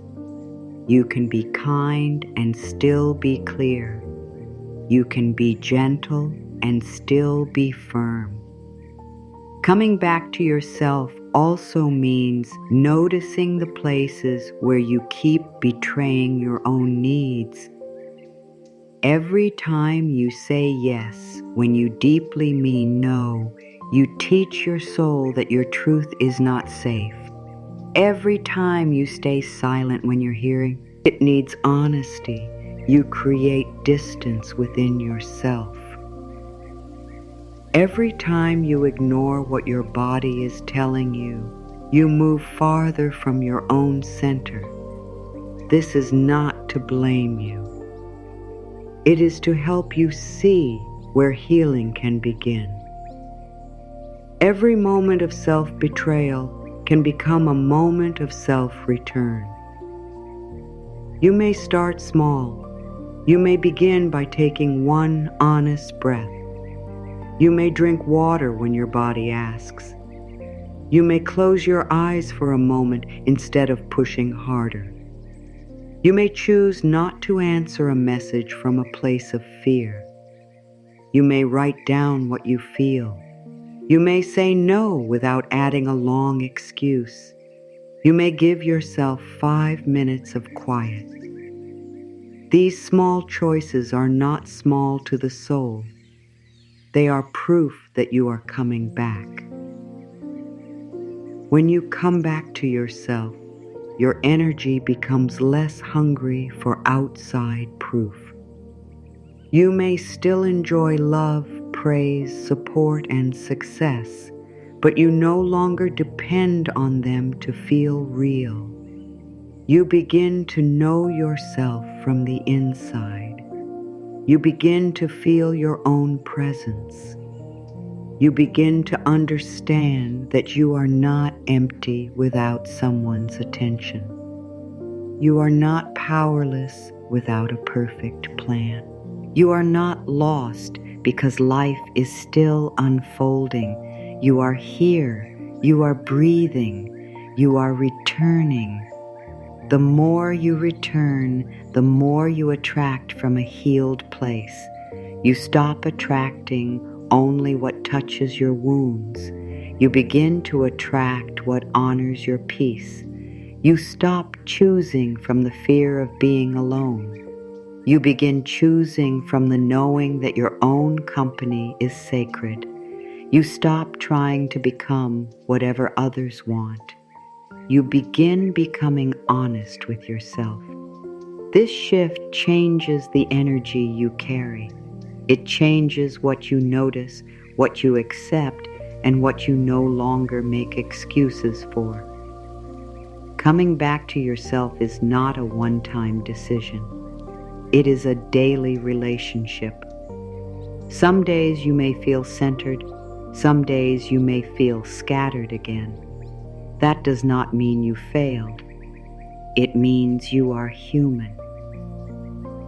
The practice is to return without shame. Return when fear pulls you. Return when the past calls you.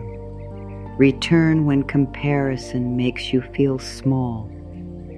Return when your mind begins to chase. Return when you forget your worth. Every return is a healing act. You can come back to yourself through your words. Speak to yourself like someone you love. Say, I am safe to listen to myself. Say, my peace matters. Say, I do not need to leave myself to be loved. Say, I can move gently today. Say, I am learning to trust my own heart. These words may feel simple, but the soul understands simple love. You do not need hard words to heal. You need words that feel true, kind, and steady. You can come back to yourself through your attention. Place your attention on what brings life into you. Notice the morning light. Notice your breath. Notice one thing you are grateful for. Notice one thing your body needs. Notice one thought you can release. Attention is energy. Where your attention goes, your life begins to grow. If you keep placing attention on fear grows. If you place attention on care, care grows. If you place attention on peace, peace becomes more familiar. You can come back to yourself through your choices. Choose the conversation that feels honest. Choose the rest your body has been asking for. Choose the boundary that protects your heart. Choose the thought that does not punish you. Choose the path that feels calm, even if it is slower. Choose the people who make your nervous system feel safe. Choose to stop making yourself available for what keeps making you feel invisible. Your choices are prayers in motion. They show life what you are ready to honor. As you come back to yourself, you may feel grief for the times you left yourself behind. You may remember moments when you accepted less, stayed too long, gave too much, or ignored your own truth.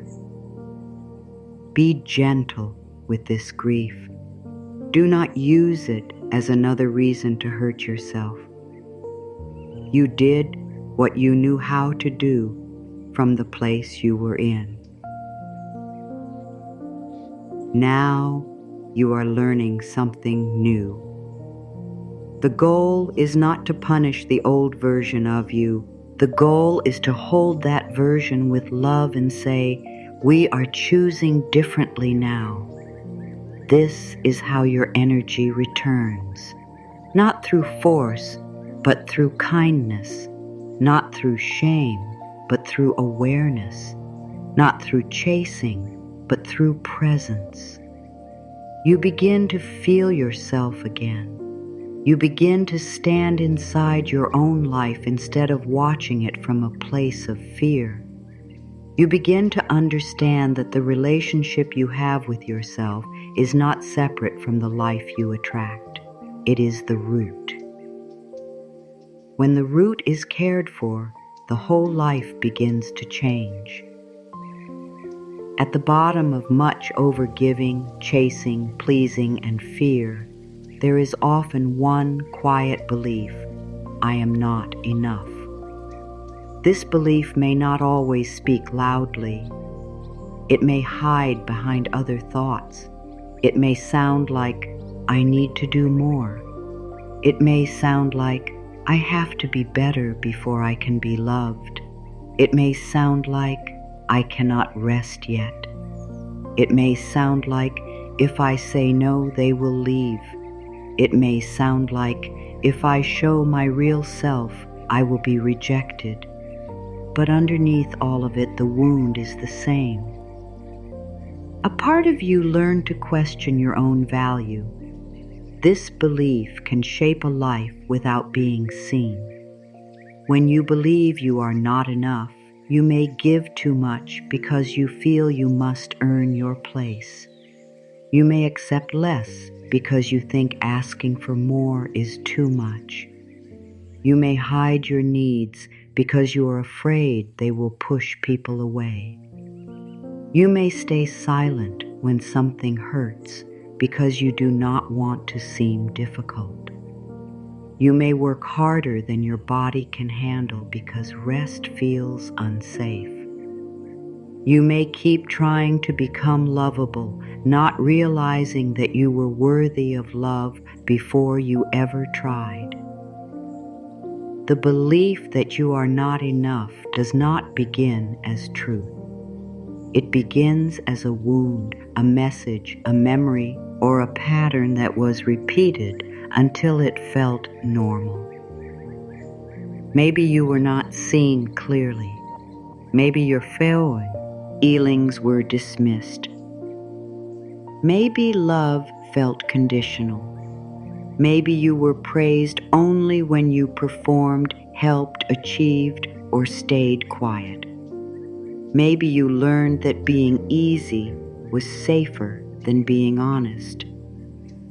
Maybe you learned that your needs were too much, so you pushed them down.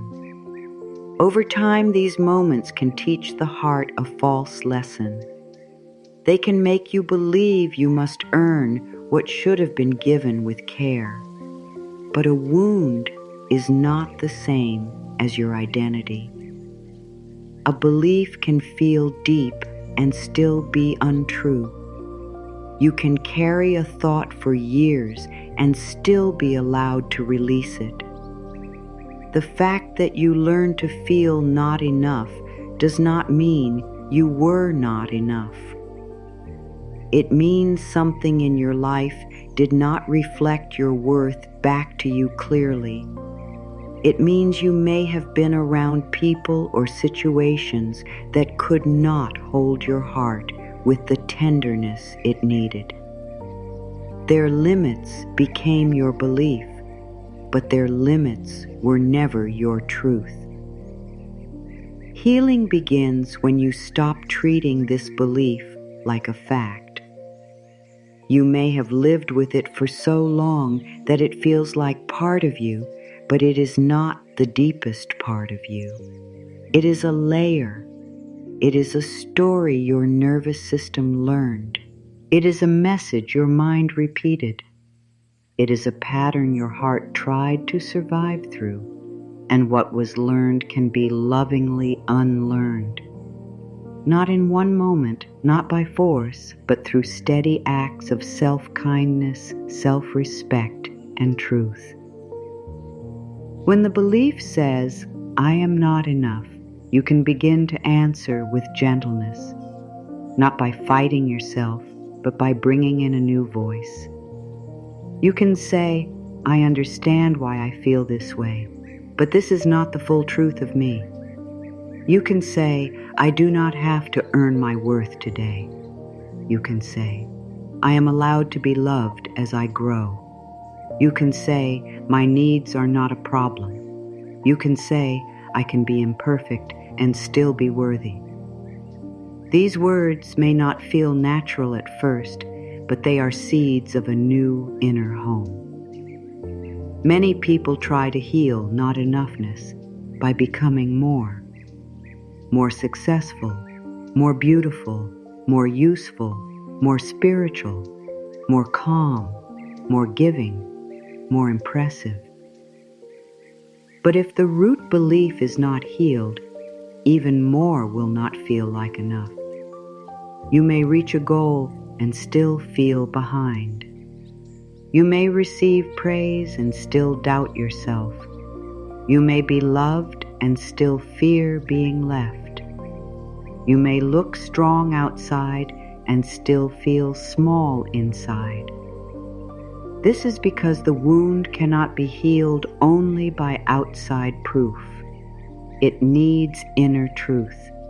Outside proof can comfort you for a moment, but inner truth frees you. If you need constant proof to feel enough, then peace will always feel temporary. You will need another sign, another compliment, another success, another message, another person to remind you. But when enoughness begins to grow inside you, the outside world loses some of its power over your heart. You can enjoy approval without needing it. You can receive love without clinging to it.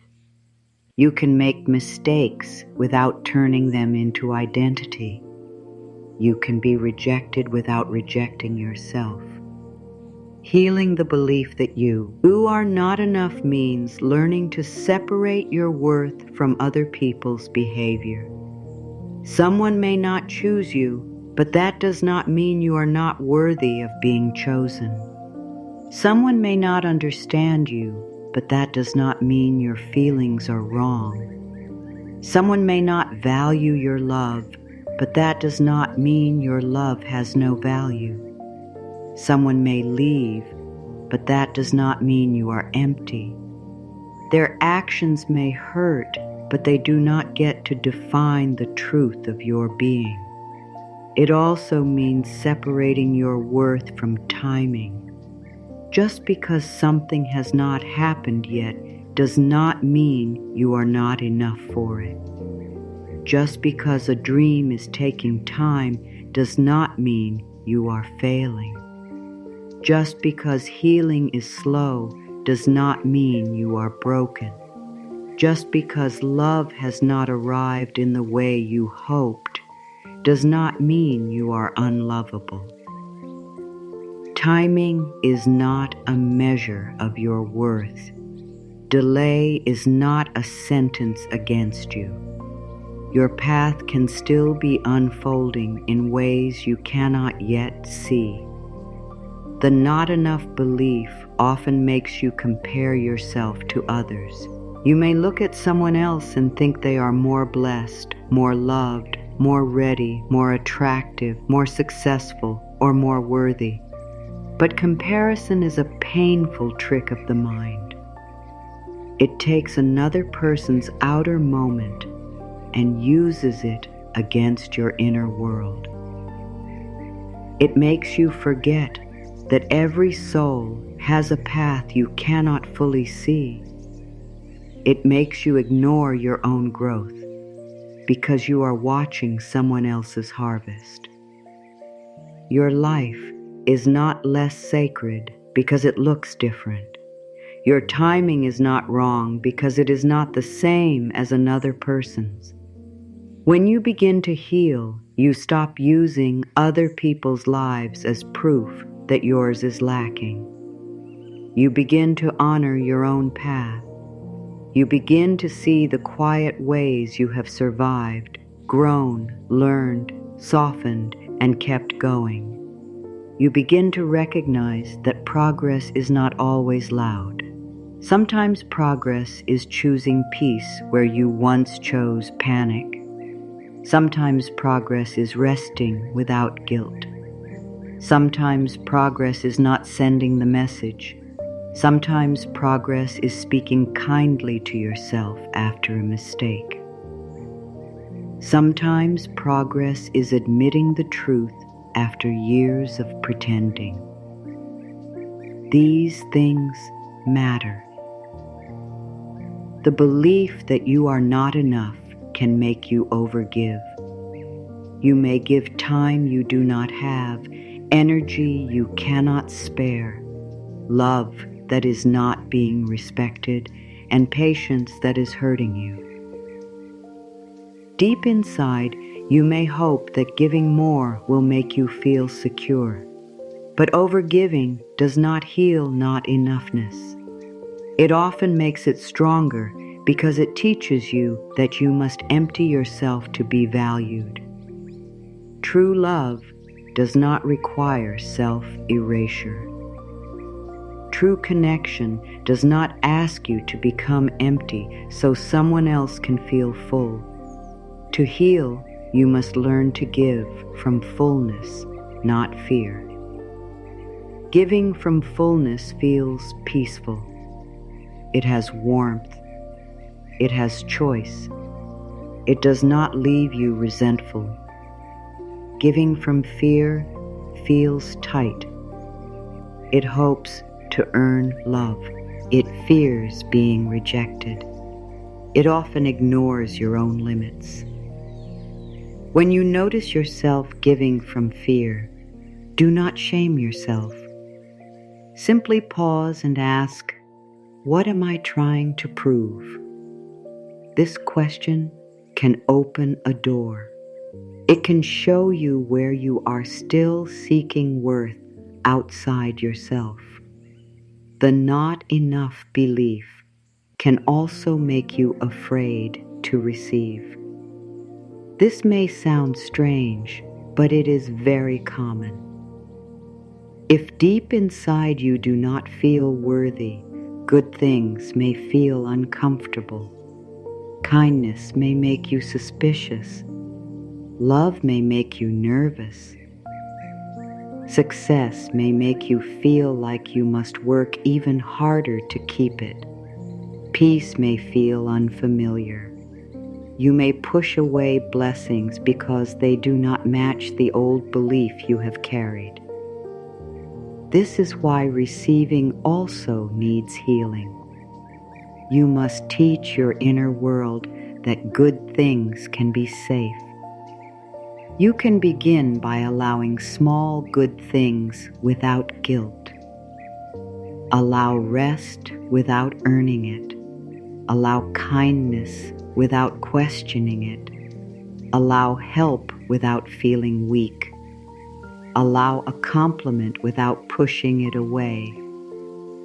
Allow a peaceful moment without searching for the next problem. These small acts teach your energy a new way to live. They say, I am allowed to receive. They say, goodness does not have to be followed by loss. They say, I do not have to suffer to deserve care. Healing this belief requires patience because it may be tied to old pain. You may understand in your mind that you are enough, but your body may still feel afraid. This does not mean you are failing. It means your whole system is learning something new. Be patient with the part of you that still needs proof. Be kind to the part of you that still fears rejection. Be gentle with the part of you that learned to please in order to feel safe. These parts do not need your anger. They need your love. You can speak to these parts within you as if you are speaking to a younger, tender version of yourself. You can say, you do not have to work so hard to be loved. You can say, you do not have to hide your feelings here. You can say, you are safe to be honest with me. You can say, I will not abandon you because someone else did. This kind of inner care is deeply healing. It brings the scattered pieces of you back into love. The belief that you are not enough becomes weaker every time you act from self-worth. Each boundary is a new message. Each honest choice is a new message. Each moment of rest is a new message. Each time you do not chase, you send a new message. Each time you stop harsh self-talk, you send a new message. Each time you choose people and places that honor you, you send a new message. You are teaching your inner world through action that you are worthy of care. Words matter, but actions make the words feel real. Saying I am enough is powerful, but living as if you are enough is even deeper. When you live as if you are enough, you stop begging for bare minimum love. You stop apologizing for having needs. You stop hiding your truth to be easier for others. You stop taking every rejection as a final judgment. You stop staying in places that require you to betray your soul. You begin to choose in ways that match your worth. This does not mean you become hard. It means you become whole. You can still be soft. You can still love deeply. You can still care. You can still forgive. But your softness now has a center. Your love now includes you. Your care now has wisdom. Your forgiveness no longer requires you to keep giving access to what keeps hurting you. Healing enoughness does not close your heart. It teaches your heart to open in places where it is safe and valued. There may be days when the old belief returns. A small rejection may trigger it. A delay may awaken it. A mistake may make it loud. You may suddenly feel like you are back at the beginning, but you are not. Healing is not a straight line. A trigger does not erase your progress. It simply shows you where more love is needed. Instead of saying, "I am failing," you can say, "A tender place in me is asking for care." This one change in language can change the whole feeling. When you stop making yourself wrong for having wounds, healing becomes easier.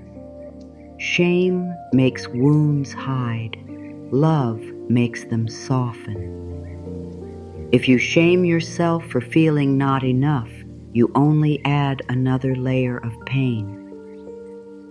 But if you meet that feeling with compassion, you begin to create safety inside. You can say, "This is an old feeling. It is not my final truth." You can say, "I can feel this and still choose differently." You can say, "I am learning to belong to myself." Belonging to yourself is one of the deepest healings. It means you no longer wait for the world to decide whether you deserve space. You give yourself space. You no longer wait for someone to prove you matter. You treat yourself like you matter. You no longer wait for perfect conditions to begin loving yourself. You begin now in the middle of the journey with the heart you have today. This is how the belief changes. Not through one big moment, but through many moments of coming home. When you know you are enough, you stop trying to become a different person just to be accepted. You may still grow, but growth comes from love, not shame. You may still improve, but improvement no longer means you are broken. You may still dream of more, but more no longer means you are less right now. This is a peaceful way to grow. It allows you to become better without hating where you are. Enoughness is not about thinking you are above anyone. It is not pride. It is not ego. It is not believing you never need to learn. It is the calm knowing that your life has value. It is the quiet truth that your feelings matter. It is the understanding that you do not have to earn the right to be treated with care. It is the inner ground that says, "I can grow and I am still worthy now." As this truth grows, your energy changes. You become less needy for approval. You become less willing to chase. You become less afraid of being misunderstood. You become more peaceful in your own company. You become more careful with who receives your time. You become more open to blessings that feel healthy. This is how better things begin to come closer. Not because you forced them, but because you stopped living from the belief that you must accept less. When the belief that you are not enough begins to heal, you start attracting from a new place. You are no longer trying to fill an empty hole with outside attention. You are no longer looking for someone to rescue you from your own self-doubt. You are no longer asking life to prove your worth every day. Instead, you begin to move through life with a gentle inner knowing. You are worthy of peace. You are worthy of love. You are worthy of respect. You are worthy of good things that do not require you to abandon yourself. The words you speak inside yourself are not small. They are the first sound your spirit hears every morning and the last message your heart may carry at night. You may not always say them out loud, but your inner words are always shaping the way you feel. They can make your heart feel safe, or they can make your heart feel attacked. They can open your mind, or they can close it. They can bring your energy back to you, or they can send it into fear, worry, and pain. This is why changing your inner words is not just about thinking positive. It is about creating a new home inside yourself. Many people speak to themselves in a way they would never speak to someone they love.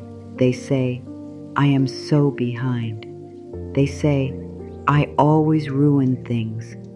They say, "No one really cares." They say, "Good things never stay." They say, "I am not strong enough."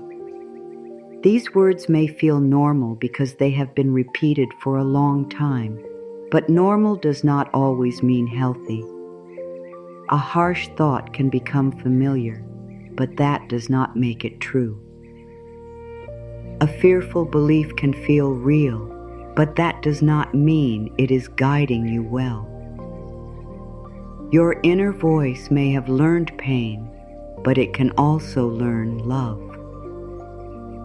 Every time you repeat a painful thought, you give it more space inside you. It becomes like a path in the mind. The more you walk that path, the easier it becomes to return to it. If you keep telling yourself that you are not enough, your energy begins to shrink. If you keep telling yourself that life is against you, your eyes begin to search for proof. If you keep telling yourself that you will be left, your heart begins to live in fear even before anything happens.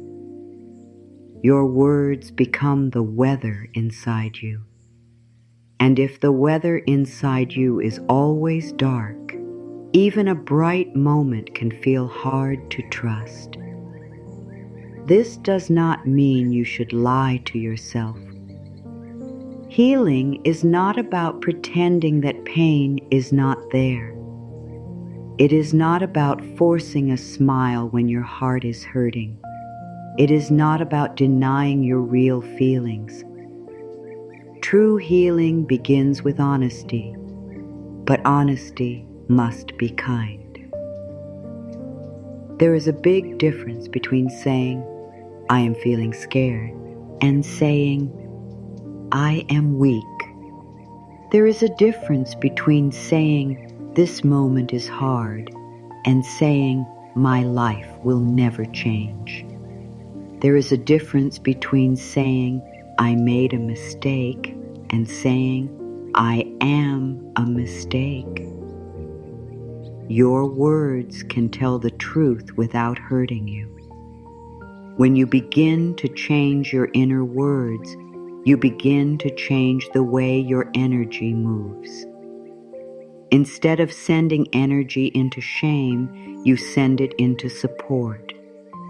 Instead of feeding fear, you feed trust. Instead of making yourself feel smaller, you give yourself room to breathe. A loving inner voice does not remove every problem from life, but it helps you meet life with more strength. It helps you stand with yourself instead of against yourself. And when you stop fighting yourself, you have more energy for what truly matters. Start by listening to what you say inside. Notice the words that appear when you make a mistake. Notice the words that appear when someone is silent. Notice the words that appear when something takes time. Notice the words that appear when you look at yourself, your work, your body, your past, your future, and your dreams. Do not judge what you notice. Just become aware. Awareness is the first doorway. You cannot change a voice you do not hear. You cannot heal a pattern you keep calling normal. You may find that your mind uses words that carry fear. It may say, "What if everything goes wrong?" It may say, "What if I'm not chosen?" It may say, "What if I fail?" These questions may seem like protection, but if they repeat too often, they can become a prison. The mind thinks it is keeping you safe by preparing for pain, but sometimes it only keeps you trapped in pain before anything has even happened. You can answer fear with gentleness. You can say, "I hear this fear, but I do not have to live inside it." You can say, "I can meet this moment one step at a time." You can say, "I am safe to return to the present." Your inner words should not push you away from yourself. They should bring you closer. When you feel sad, speak with care. When you feel unsure, speak with patience. When you feel tired, speak with understanding. When you feel afraid, speak with calm. You may say, "This feeling is allowed to be here, but it does not have to control me." You may say, "I can be gentle with myself today." You may say, "I do not need to have every answer right now." Simple words can become powerful when they are spoken with love. The words "I am" are especially strong because they connect directly to your identity. When you say, "I am broken," your energy hears it as a command. When you say, "I am unlucky," your mind begins to look at life through that belief. When you say, "I am not lovable," your heart begins to close. Be careful with the words you place after "I am." Do not use them to attack your own soul. Use them to remind yourself of truth. Say, "I am learning." Say, "I am healing." Say, "I am worthy of peace." Say, "I am allowed to receive good things." Some say, "I am coming back to myself." At first, these new words may feel strange. A part of you may not believe them yet. That is normal. When you have repeated old pain for years, love may feel unfamiliar. But unfamiliar does not mean false. Sometimes the truth feels strange only because you have lived too long with a lie. Keep speaking gently. Keep planting new words. Keep choosing words that do not wound you. Over time, your inner world begins to listen. Over time, your nervous heart begins to soften. Over time, your energy begins to rest in a new belief. Do not wait until you feel perfect before you speak kindly to yourself. Speak kindly when you feel messy. Speak kindly when you feel behind. Speak kindly when you feel uncertain. Speak kindly when you are still learning. This is how you teach yourself that love is not something you receive only when you are doing well. Love is something you need most when you are struggling. If your inner voice only becomes kind when everything is easy, then your heart will still feel unsafe in hard moments. Let your kindness be steady. Your inner words also shape what you allow. If you keep telling yourself, "I should be grateful for anything," you may accept less than your soul deserves. If you keep telling yourself, "My needs are too much," you may stay silent when your heart needs honesty. If you keep telling yourself, "I cannot do better," you may settle in places that drain you. But if you begin saying, "My peace matters," your choices start to change. If you begin saying, "I am allowed to have needs," your voice becomes stronger. If you begin saying, "I can choose what is healthy for me," your energy begins to rise. Your words are not only thoughts, they become permission. They tell you what you are allowed to feel, choose, receive, and release. When you say, "I do not have to chase," you give yourself permission to stop running after what drains you. When you say, "I can rest without guilt," you give your body permission to restore. When you say, "I deserve respect," you give your spirit permission to stop shrinking. When you say, "I trust my path," you give your mind permission to stop comparing every step. This is why affirmations can be powerful when they are honest and simple. They are not magic sentences that force life to change in one moment. They are loving reminders that train your inner world to stand in a new place. You can say, "I am safe with myself." You can say, "I choose my peace." You can say, "I allow better things to come." You can say, "I am worthy of love and good things." You can say, "My energy belongs with me first." These words may seem gentle, but they carry direction. They tell your energy where to return. Do not only say affirmations when life feels easy. Say them when the old fear is loud. Say them when you feel tempted to chase. Say them when comparison makes you feel small. Say them when someone's silence tries to steal your peace. Say them when you feel unsure about the future. The point is not to deny what you feel. The point is to remind yourself that fear is not the only voice available. You can feel fear and still speak trust. You can feel pain and still speak love.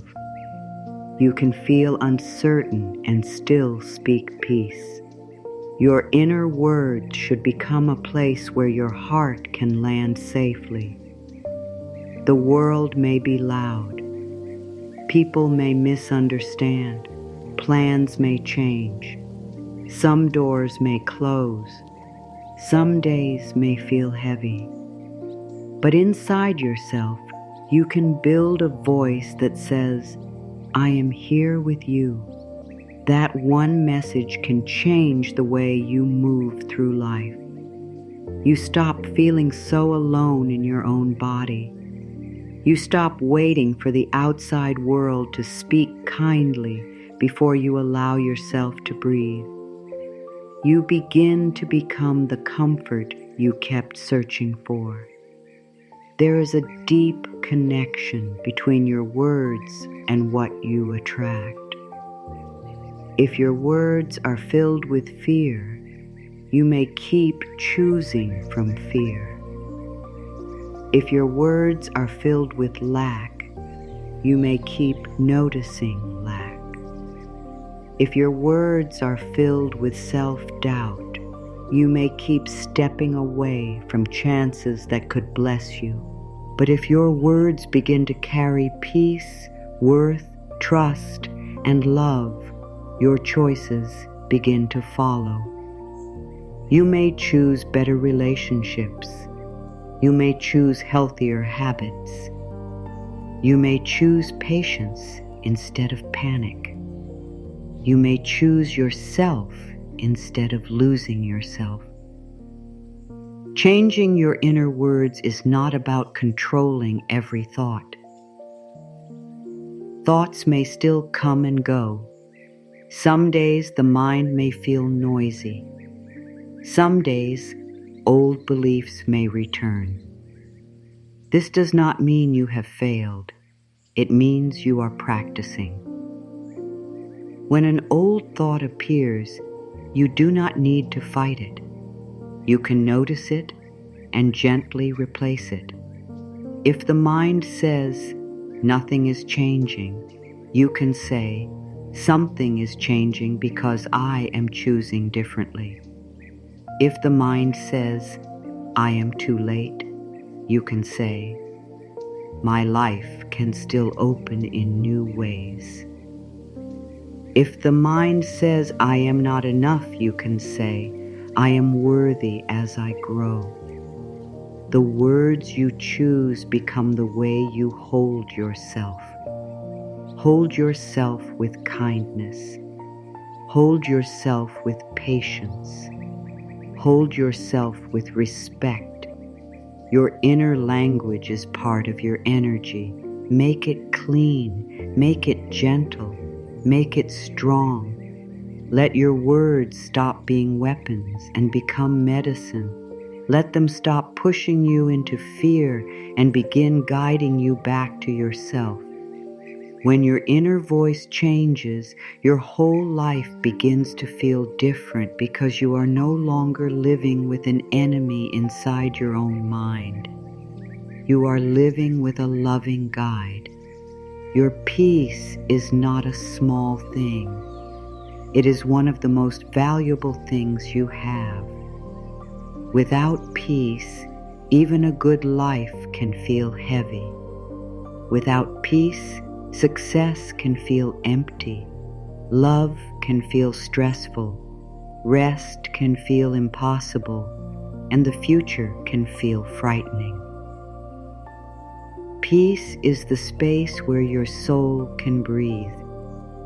It is where your wisdom becomes clear. It is where your body begins to soften. It is where your energy returns to you. This is why you must protect your peace like something sacred. Protecting your peace does not mean you become distant, cold, or hard. It means you become honest about what your spirit can carry. It means you stop giving unlimited access to everything and everyone. It means you understand that your inner world needs care. You would not leave the door of your home open for anyone to walk in and disturb everything. In the same way, you cannot leave the door of your mind and heart open to every opinion, every fear, every demand, every argument, and every heavy energy. You are allowed to choose what enters. Many people lose peace because they think being kind means being available all the time. They answer when they are tired. They listen when they are empty. They explain when they are already drained. They stay in conversations that hurt because they do not want to seem rude. They carry other people's emotions as if it is their job to fix everyone. But kindness without boundaries becomes self-abandonment. Love without self-respect becomes pain. Giving without rest becomes resentment. Your peace needs protection, not because you do not care, but because you also matter. There are moments when protecting your peace will require a simple no. No to a conversation that keeps going in circles. No to a request that your body cannot carry. No to a place that makes your spirit feel small. No to a habit that keeps feeding fear. No to an old pattern that asks you to forget your worth. This no does not have to be harsh. It can be calm. It can be clear. It can be respectful. But it must be real. A gentle no can be one of the most spiritual choices you make when it protects the truth of your heart. Some people will understand your boundaries. Some people will not. That is okay. A boundary is not successful only when everyone likes it. A boundary is successful when it honors your peace. If someone only respects you when you have no limits, then their comfort was depending on your self-abandonment. If someone becomes angry because you stop overgiving, that does not mean your boundary is wrong. It may simply mean they were used to having access to you in a way that was costing you too much. Protecting your peace means you stop explaining yourself to people who are committed to misunderstanding you. There are times when a clear explanation is helpful. But there are also times when explaining becomes a cycle. You explain your feelings, and they twist them. You explain your needs, and they dismiss them. You explain your pain, and they make you feel guilty for having it. At some point, your soul may whisper, "Enough." Not every person needs another explanation. Some people need to meet your boundary, not your speech. You do not have to prove that your peace is important. You do not have to create a long case for why you need rest. You do not have to convince everyone that your feelings are real. Your inner life does not need public approval to be worthy of care. You can choose peace quietly. You can leave the argument quietly. You can step back quietly. You can stop giving energy quietly.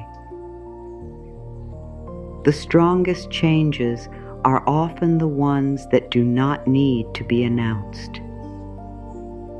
Protecting your peace also means protecting your attention. Your attention is your energy. Whatever you keep watching, reading, replaying, and thinking about begins to shape your inner world. If you fill your mind with fear, comparison, gossip, anger, and painful memories, your peace will become harder to hold. This does not mean you must avoid real life. It means you must become wise about what you feed your spirit every day. Ask yourself, does this bring me closer to peace, or does it pull me away from myself? Your mind is like a garden. If you allow anything to grow there, weeds will take over. You must choose what you plant. Plant words of love. Plant moments of silence. Plant gratitude. Plant hope. Plant truth.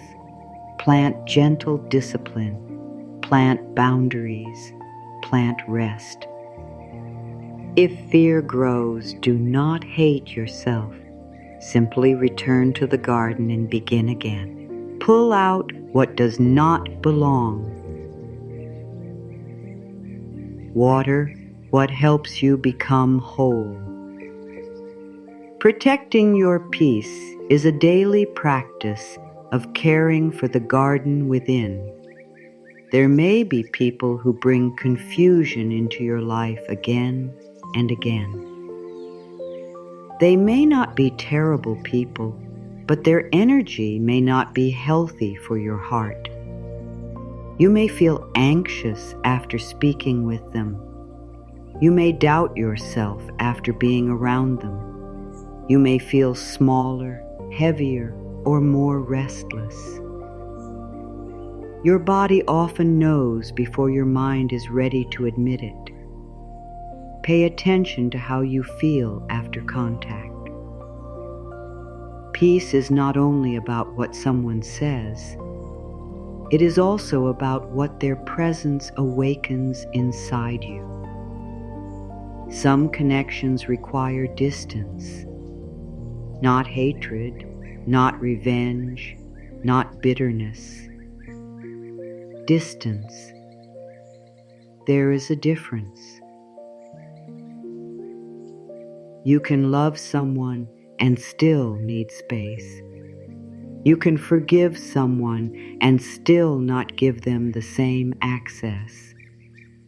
You can wish someone well and still choose not to carry their energy.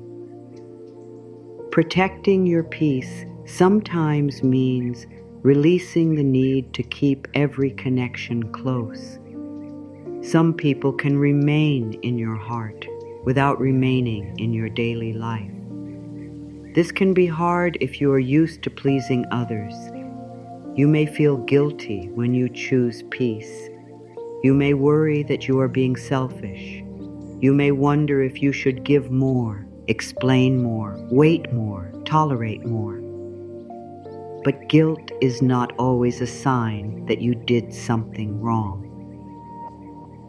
Sometimes guilt appears because you are doing something new.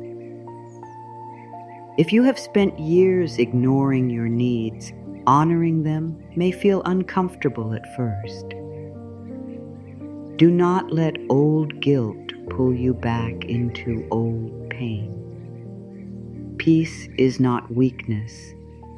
Peace is power. It takes power to stay calm when old patterns invite you into drama. It takes power to stop yourself from reacting when your ego wants to defend.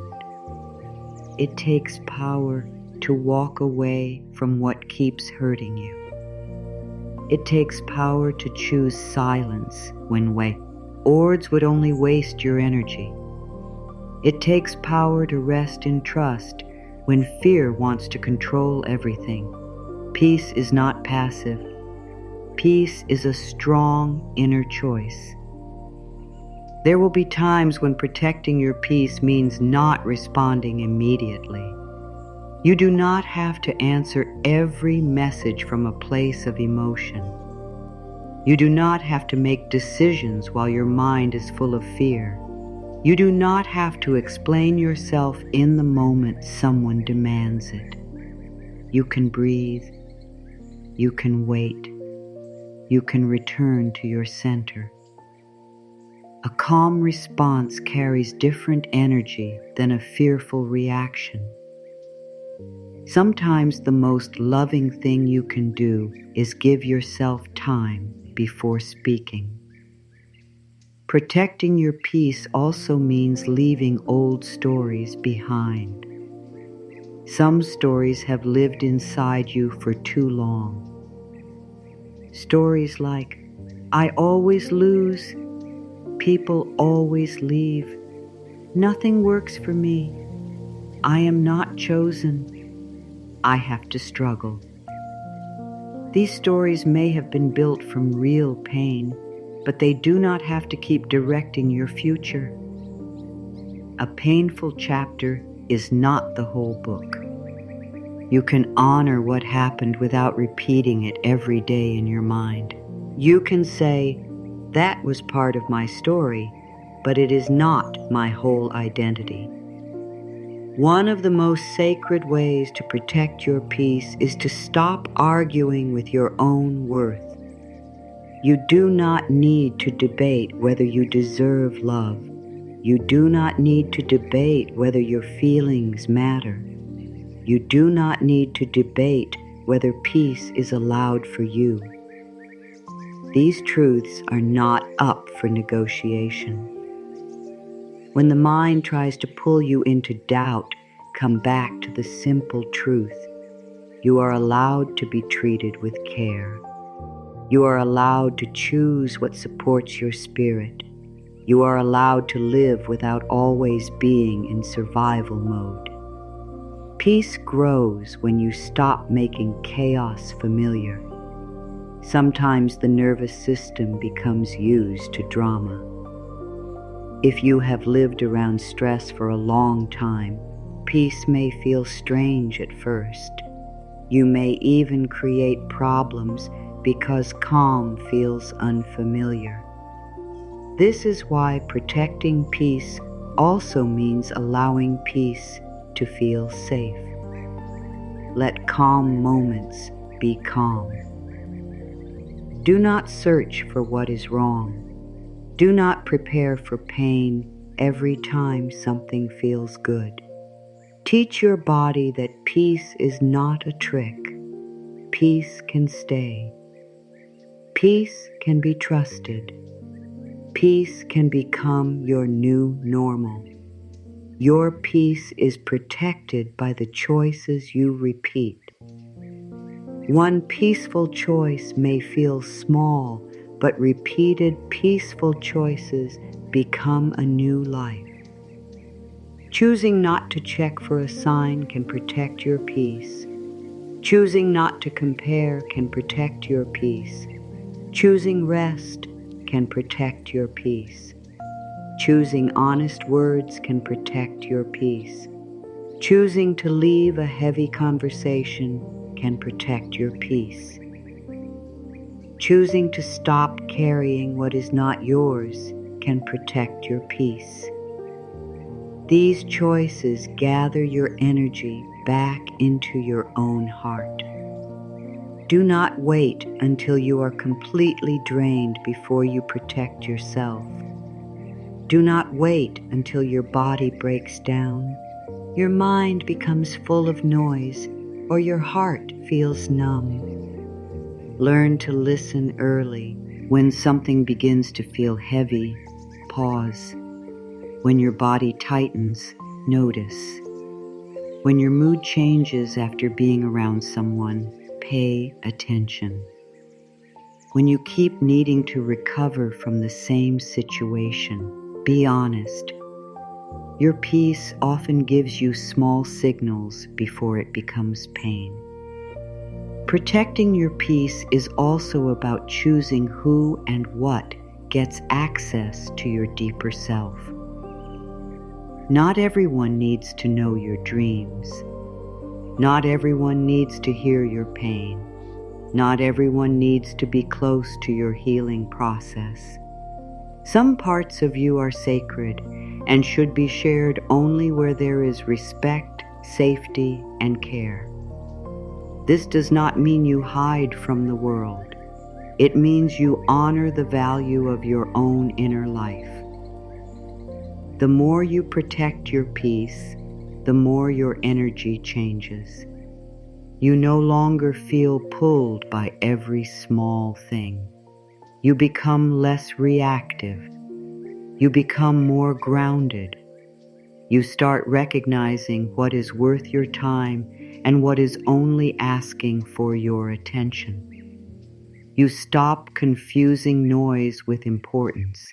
You stop giving your life force to things that do not deserve it. This is when your spirit begins to feel lighter. Protecting your peace makes room for better things because peace is clear space. When your inner world is crowded with drama, fear, resentment, and overthinking, there is little room for new blessings. But when peace enters, your vision becomes clearer. Your heart becomes more open. Your choices become cleaner. You can hear guidance. You can notice opportunities. You can receive love without expecting pain. Peace prepares you to receive what your old chaos could not hold. Attracting better things is not about forcing life to obey every wish. It is not about chasing, begging, or trying to control every detail. True attraction begins when your inner energy and your outer choices begin to move in the same direction. This is alignment. Alignment means you are no longer asking for peace while choosing chaos. You are no longer asking for love while abandoning yourself. You are no longer asking for better while staying loyal to what drains you. You begin to become a match for the life you say you want. Many people want better things, but their energy is still tied to old pain. They want healthy love, but they keep chasing people who make them feel uncertain. They want peace, but they keep feeding thoughts that make them anxious. They want abundance, but they keep speaking about themselves as powerless. They want healing, but they keep reopening the same wound in their mind. This does not mean they are wrong. It means their energy is divided. A divided energy creates a divided experience. One part asks for better. Another part keeps choosing the familiar pain. To become aligned, you must gently bring these parts together. You must ask, does the way I speak, choose, think, and live match what I want to receive? This question is not meant to shame you. It is meant to awaken you. If you want peace, begin choosing peaceful thoughts, peaceful spaces, and peaceful responses.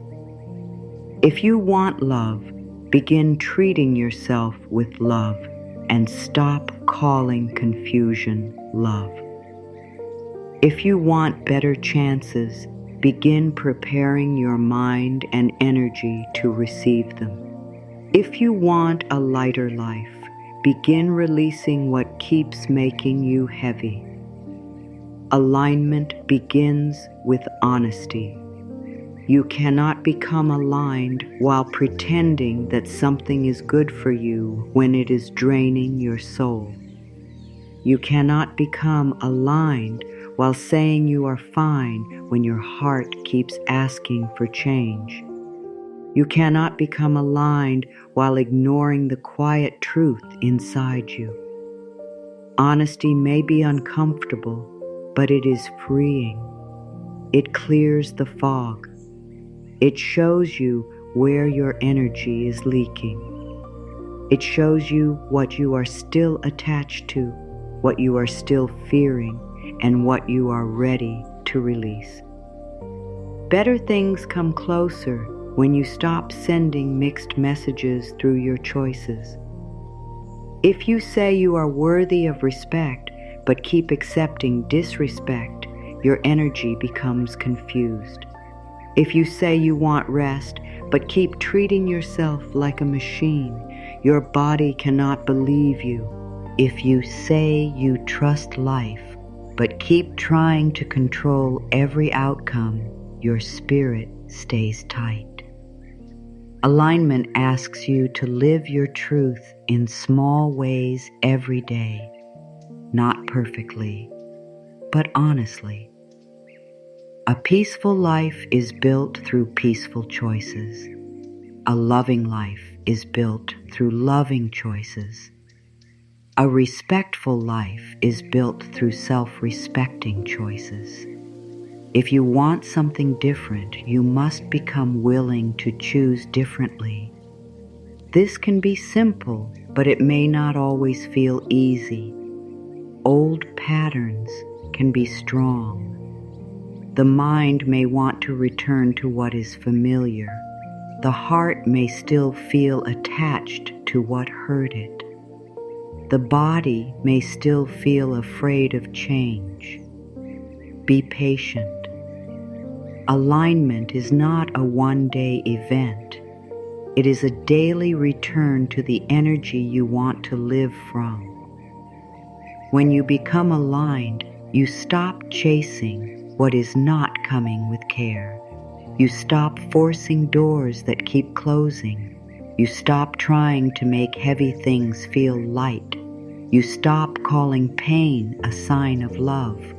You stop ignoring your own needs to keep something alive. Instead, you begin to trust that what is truly meant to grow with you will not require you to lose yourself. This trust gives your energy peace. It allows you to move forward without gripping everything so tightly. Becoming aligned does not mean doing nothing. It means taking action from the right energy. There is a difference between action from fear and action from trust. Fearful action feels rushed, heavy, and desperate. It says, I must make this happen or I will not be okay. Aligned action feels clear, steady, and honest. It says, this step is mine to take and I trust the rest to unfold. Fearful action drains you. Aligned action strengthens you. It may still require work, but it does not require self-abandonment. To attract better things, become the version of yourself who can hold better things. If you want peace, become someone who no longer entertains every drama. If you want love, become someone who no longer betrays their heart to keep someone close. If you want success, become someone who speaks to themselves with courage instead of defeat. If you want abundance, become someone who is open to receiving, learning, and growing. The outer life changes more easily when the inner identity changes first. This does not mean you must be perfect before good things can come. You do not need to be fully healed to receive blessings. You do not need to have every fear removed. You do not need to become someone else. Alignment is not perfection. Alignment is direction. It means that even when you feel afraid, you choose a thought that supports you. Even when you feel tempted to chase, you return to yourself. Even when you make a mistake, you do not use it as proof that you are unworthy. You keep turning toward the life you want with love. Your energy becomes aligned when your self-worth becomes steady. When you know your worth, you stop accepting less just because you fear being alone. You stop giving your time to places that make your spirit feel small You stop begging for basic care. You stop shrinking your dreams because someone else cannot see them. You begin to move differently. You begin to speak differently. You begin to wait differently. You begin to receive differently. Self-worth changes the way you stand in life. Better things are often attracted to the energy of openness. But openness is not the same as desperation. Desperation says, I need this now or I am incomplete. Openness says, I welcome what is right for me and I trust myself while it comes. Desperation creates tension. Openness creates space. Desperation may accept anything that looks like a blessing. Openness waits for what feels aligned, peaceful, and true. When you are open, you do not close your heart because of the past, but you also do not ignore your wisdom. Sometimes better things cannot enter because your hands are still full of what is already hurting you. You may want new love while holding on to old pain. You may want peace while holding on to the habit of overthinking. You may want growth while holding on to the identity of being stuck. You may want abundance while holding on to the belief that nothing works for you. Letting go creates space, but letting go is not always about removing something outside. Sometimes it is about releasing an inner story that no longer serves you. You may need to release the story that you are always forgotten. You may need to release the story that life only gives to others. You may need to release the story that you must struggle to deserve good things. You may need to release the story that love is supposed to feel uncertain. You may need to release the story that your past controls your future. These stories may have felt true because they were connected to pain. But pain is not always prophecy. What happened before does not have to become the pattern for what comes next. Alignment asks you to begin living from the truth of what you want to become. If you want to feel supported, start supporting yourself with your words and choices. If you want to feel loved, stop speaking to yourself with cruelty. If you want to feel free, stop giving your mind to things that keep you trapped. If you want to feel abundant, begin noticing the ways life is already giving, even in small forms. Your attention is part of your attraction. What you keep honoring begins to grow in your awareness. Gratitude is one way to become aligned, but it must be real. It does not mean you deny what hurts. It means you choose not to let pain be the only thing you see. You can be honest about challenges and still notice blessings. You can be healing and still be thankful for small support. You can want more and still honor what is here. Gratitude brings your energy into the present moment. It stops the mind from living only in lack. It helps your heart remember that life is still giving in quiet ways. Aligned energy also knows how to wait. Waiting does not have to mean suffering. Waiting can be a time of becoming. It can be a time of preparing your heart, clearing your mind, strengthening your self-worth, and learning to trust. When you wait from fear, every day feels like proof that nothing is happening. When you wait from alignment, every day becomes part of your preparation. You are not empty while you wait. You are becoming more ready to receive what matches your new energy. When you are aligned, you stop trying to attract from a wound. A wound says, "Please choose me so I can feel enough." Alignment says, "I am enough, and I welcome what honors that truth."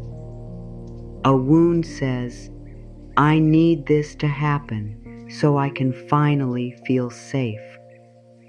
Alignment says, "I am creating safety inside myself, and I welcome what supports it." A wound says, "I will take anything because I am afraid nothing else will come." Alignment says, "I trust that what is meant for me will not require me to abandon myself." This change may feel quiet, but it is powerful. You may not need to tell everyone that you are different. Your energy will show it.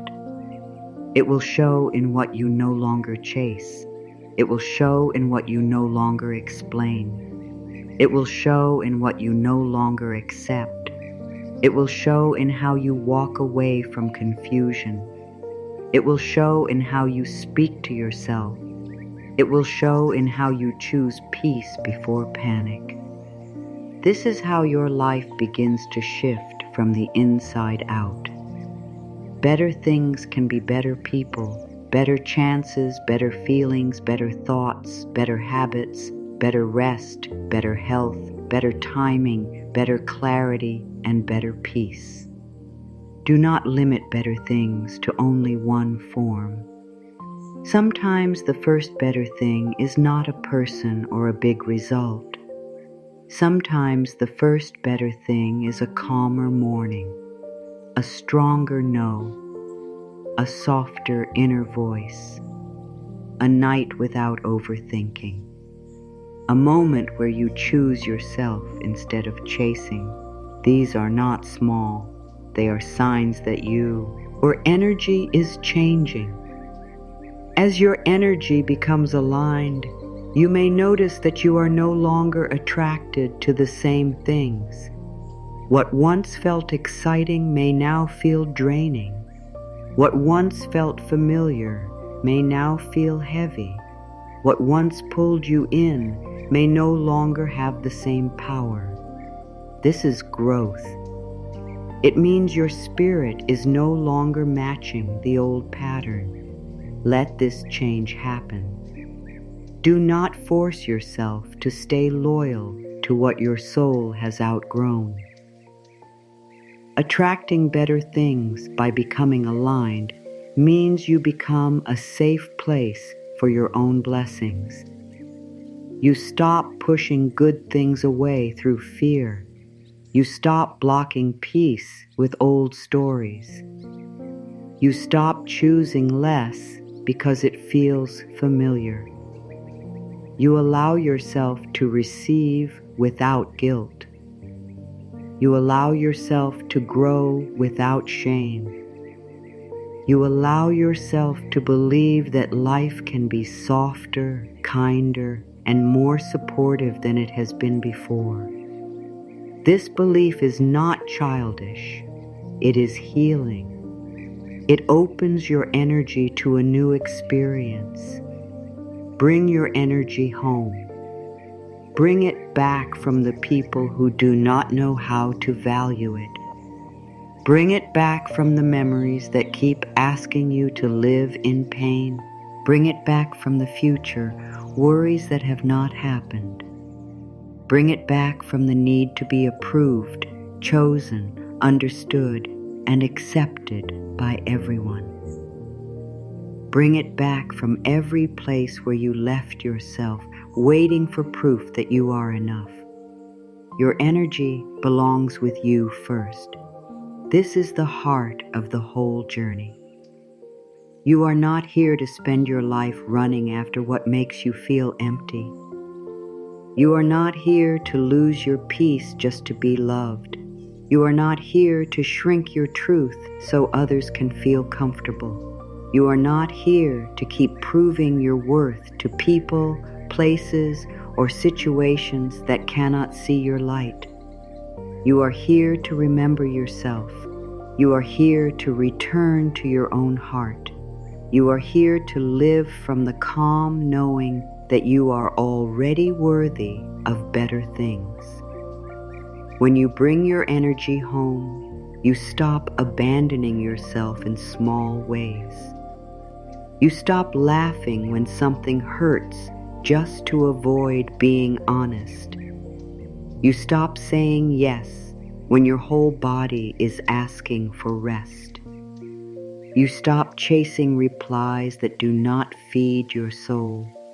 You stop turning every silence into a story about your worth. You stop making your peace depend on someone else's mood. You stop letting old pain decide what you believe is possible. You begin to stand inside your own life again. This return may be quiet, but it changes everything. Your mind becomes clearer because it is no longer busy trying to control every person and every outcome. Your heart becomes softer because it is no longer being forced to beg for care. Your body becomes calmer because it is no longer carrying energy that was never yours to carry. Your choices become stronger because they are no longer built only on fear. You begin to feel the power of being present with yourself. Place your attention on this truth. You can care deeply and still choose yourself. You can love others and still protect your peace. You can want something and still not chase it. You can be kind and still have boundaries. You can forgive and still move forward. You can be soft and still be strong. You can be healing and still be worthy right now. These truths help your energy settle. They remind you that you do not have to live in extremes. You can be loving without losing yourself. The better things you desire are not only attracted by hoping. They are attracted by the energy you choose to live from. If you live from fear, you will keep looking for danger. If you live from lack, you will keep feeling empty. If you live from self-doubt, you will keep questioning every blessing. But when you live from peace, self-respect, love, and trust, your experience begins to change. You may still face challenges, but you no longer face them as someone who has left themselves behind. You face them as someone who is rooted inside. Bringing your energy home does not mean life becomes perfect. It means you stop giving life permission to pull you away from your center so easily. It means you learn to return. Return after fear. Return after pain. Return after disappointment. Return after overthinking. Return after old patterns. Return after moments when you forgot your worth. The return is the healing. The return is the practice. The return is the path. You may begin today with one simple choice. Choose one thought that supports you. Choose one boundary that protects you. Choose one moment of rest. Choose one act of kindness toward yourself. Choose one place where you will stop giving energy away. You do not have to change your whole life at once. You only have to stop leaving yourself one moment at a time. Every small return matters. Every loving choice matters. Every time you choose peace, you call your power back. Say to yourself, "My energy is coming back to me." Let those words move through your heart. Let them remind you that you do not have to keep living scattered, drained, and unsure. You can return. You can rebuild. You can receive. You can become a peaceful home for your own spirit. You can stop waiting for the world to make you feel worthy and begin treating yourself as worthy now. As your energy returns, better things begin to find space in your life. Better thoughts, better choices, better people, better chances, better rest, better love, better peace. Not because you forced life, but because you stopped giving your life force to what was never feeding you. You made room. You became clearer. You honored your own soul. And when you honor your own soul, life begins to meet you in a different way. Put your energy back into yourself. Speak to yourself with love. Protect your peace. Choose what feels honest. Release what keeps taking from you. Trust the quiet guidance within. You are allowed to receive better things without losing yourself first. You are allowed to become whole without waiting for permission. You are allowed to come home to your own heart and live from there.